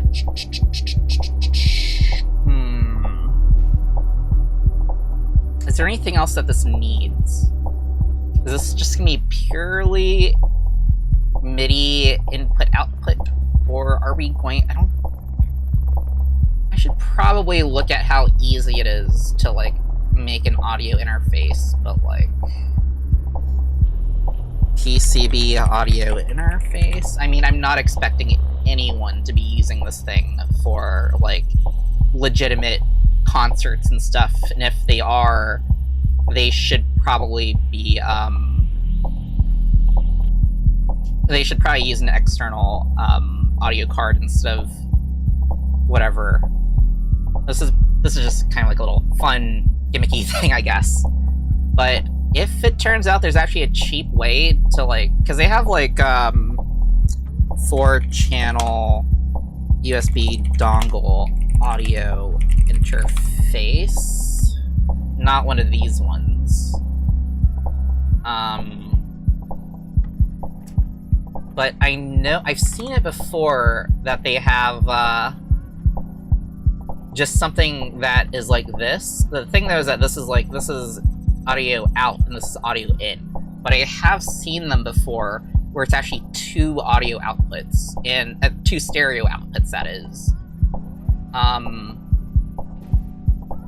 So yeah, if you can get that to the size of like a cheap little USB dongle, and then could actually just have that as like a little daughter board, and then just build in a tiny USB hub, and then have that, but I don't know, that's kind of a lot. Could also just have a thing where it's like, what's it called, Tractor Mini Audio Output. I mean, honestly, there's like these little tiny audio output things, and like, I'm sure that you could just 3D print a thing so that this can sit on top of it, and then you have an all-in-one unit. Why are my arms like this? Okay, there. But yeah.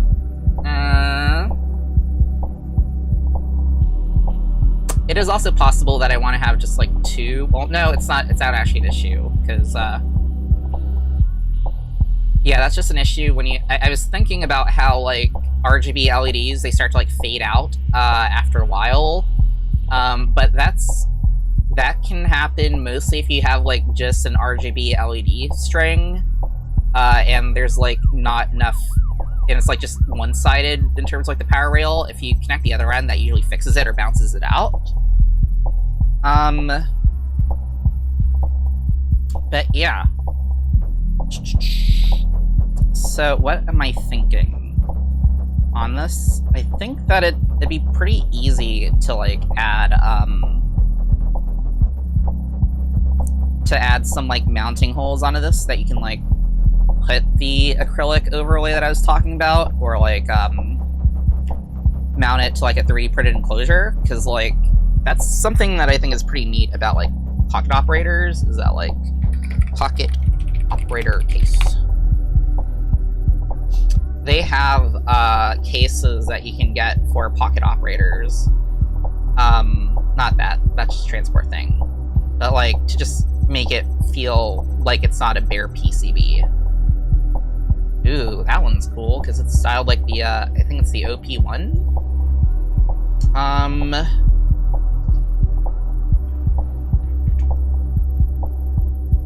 Alright, so to-do list.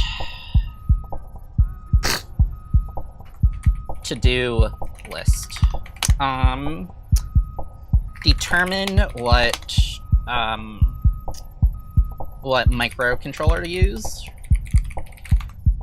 And requirements, lots of GPIO, and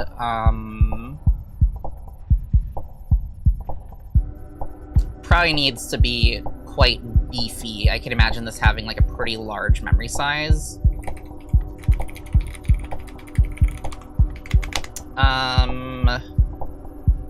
It needs to have USB HID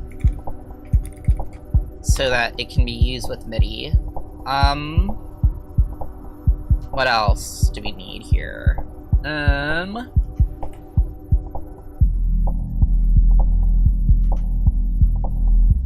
Yeah, I think that's kind of the main requirements of this.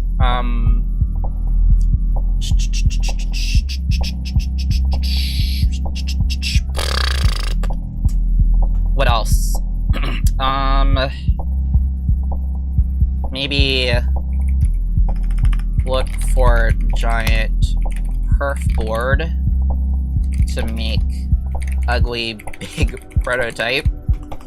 Oh, I need a hello world, the capacitive circle stuff.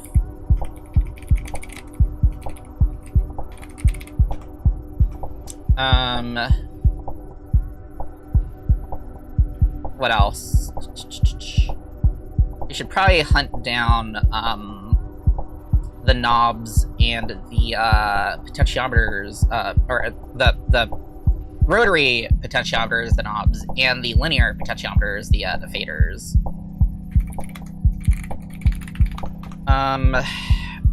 And like, I have a bajillion super duper duper cheapo, oh, and the encoder. I have like a bajillion cheapo tact switches, but it'd be nice to narrow down which ones are going to be able to last long enough for this.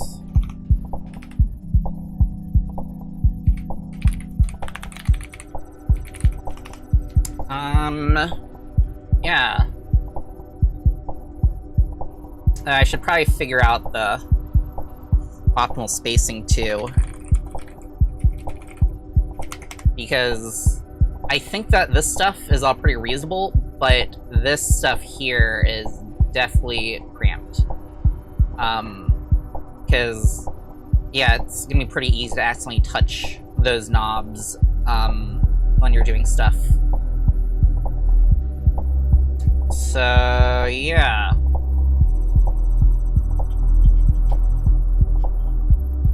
Alright.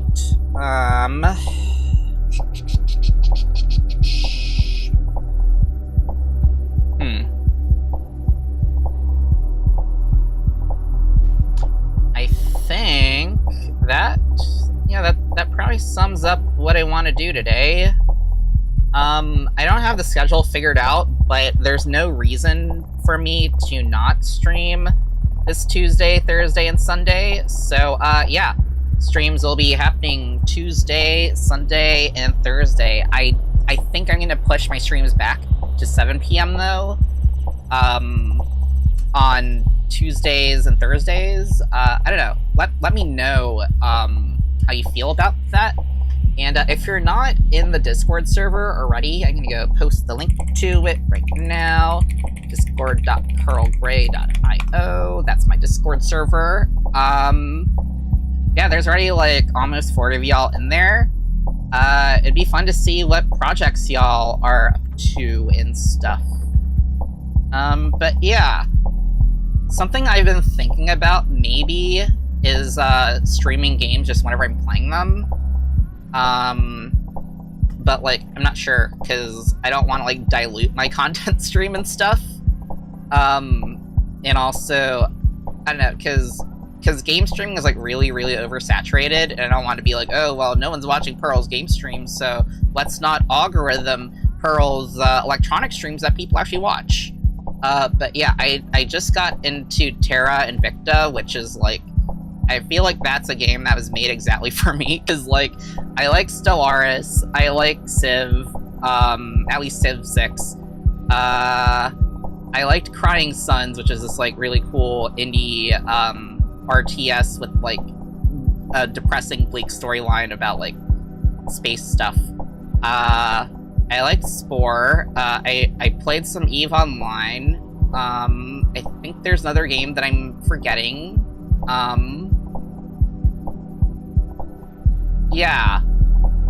It's like super, I know, it's cool because like there's lots of geopolitics, there's like 7 factions, and like I kind of really like 2 of them, and then there's like 2 that I'm like cautious about, but could like, and then there's like 3 that I fucking hate. But yeah. Alright, well, I think I am going to end it here. Also, I'm getting hungry, so I have to eat planned food for another couple weeks, and abstain from drinking because my stomach is angry, and that is why I was having all that weird back pain and like chest breathing issues and whatever. I did not expect it to be my stomach being angry. But, yeah, it is what it is. At least it's not something more serious. Yeah, just think it's, like, probably gastritis or, like, a super early ulcer, but not, like, a serious one yet. But, yeah, I'm already feeling a lot better. I didn't have any of those, like, breathing attack issues this stream, which was getting really, really bad for streaming, in the past few weeks. But, yeah, alright. Well, alright, well, I'll see y'all around. Take care. Bye-bye. Logging off. Oh, wait. Why is my mocap weird? Oh, my legs turned off. Anyway. Bye-bye. Logging off.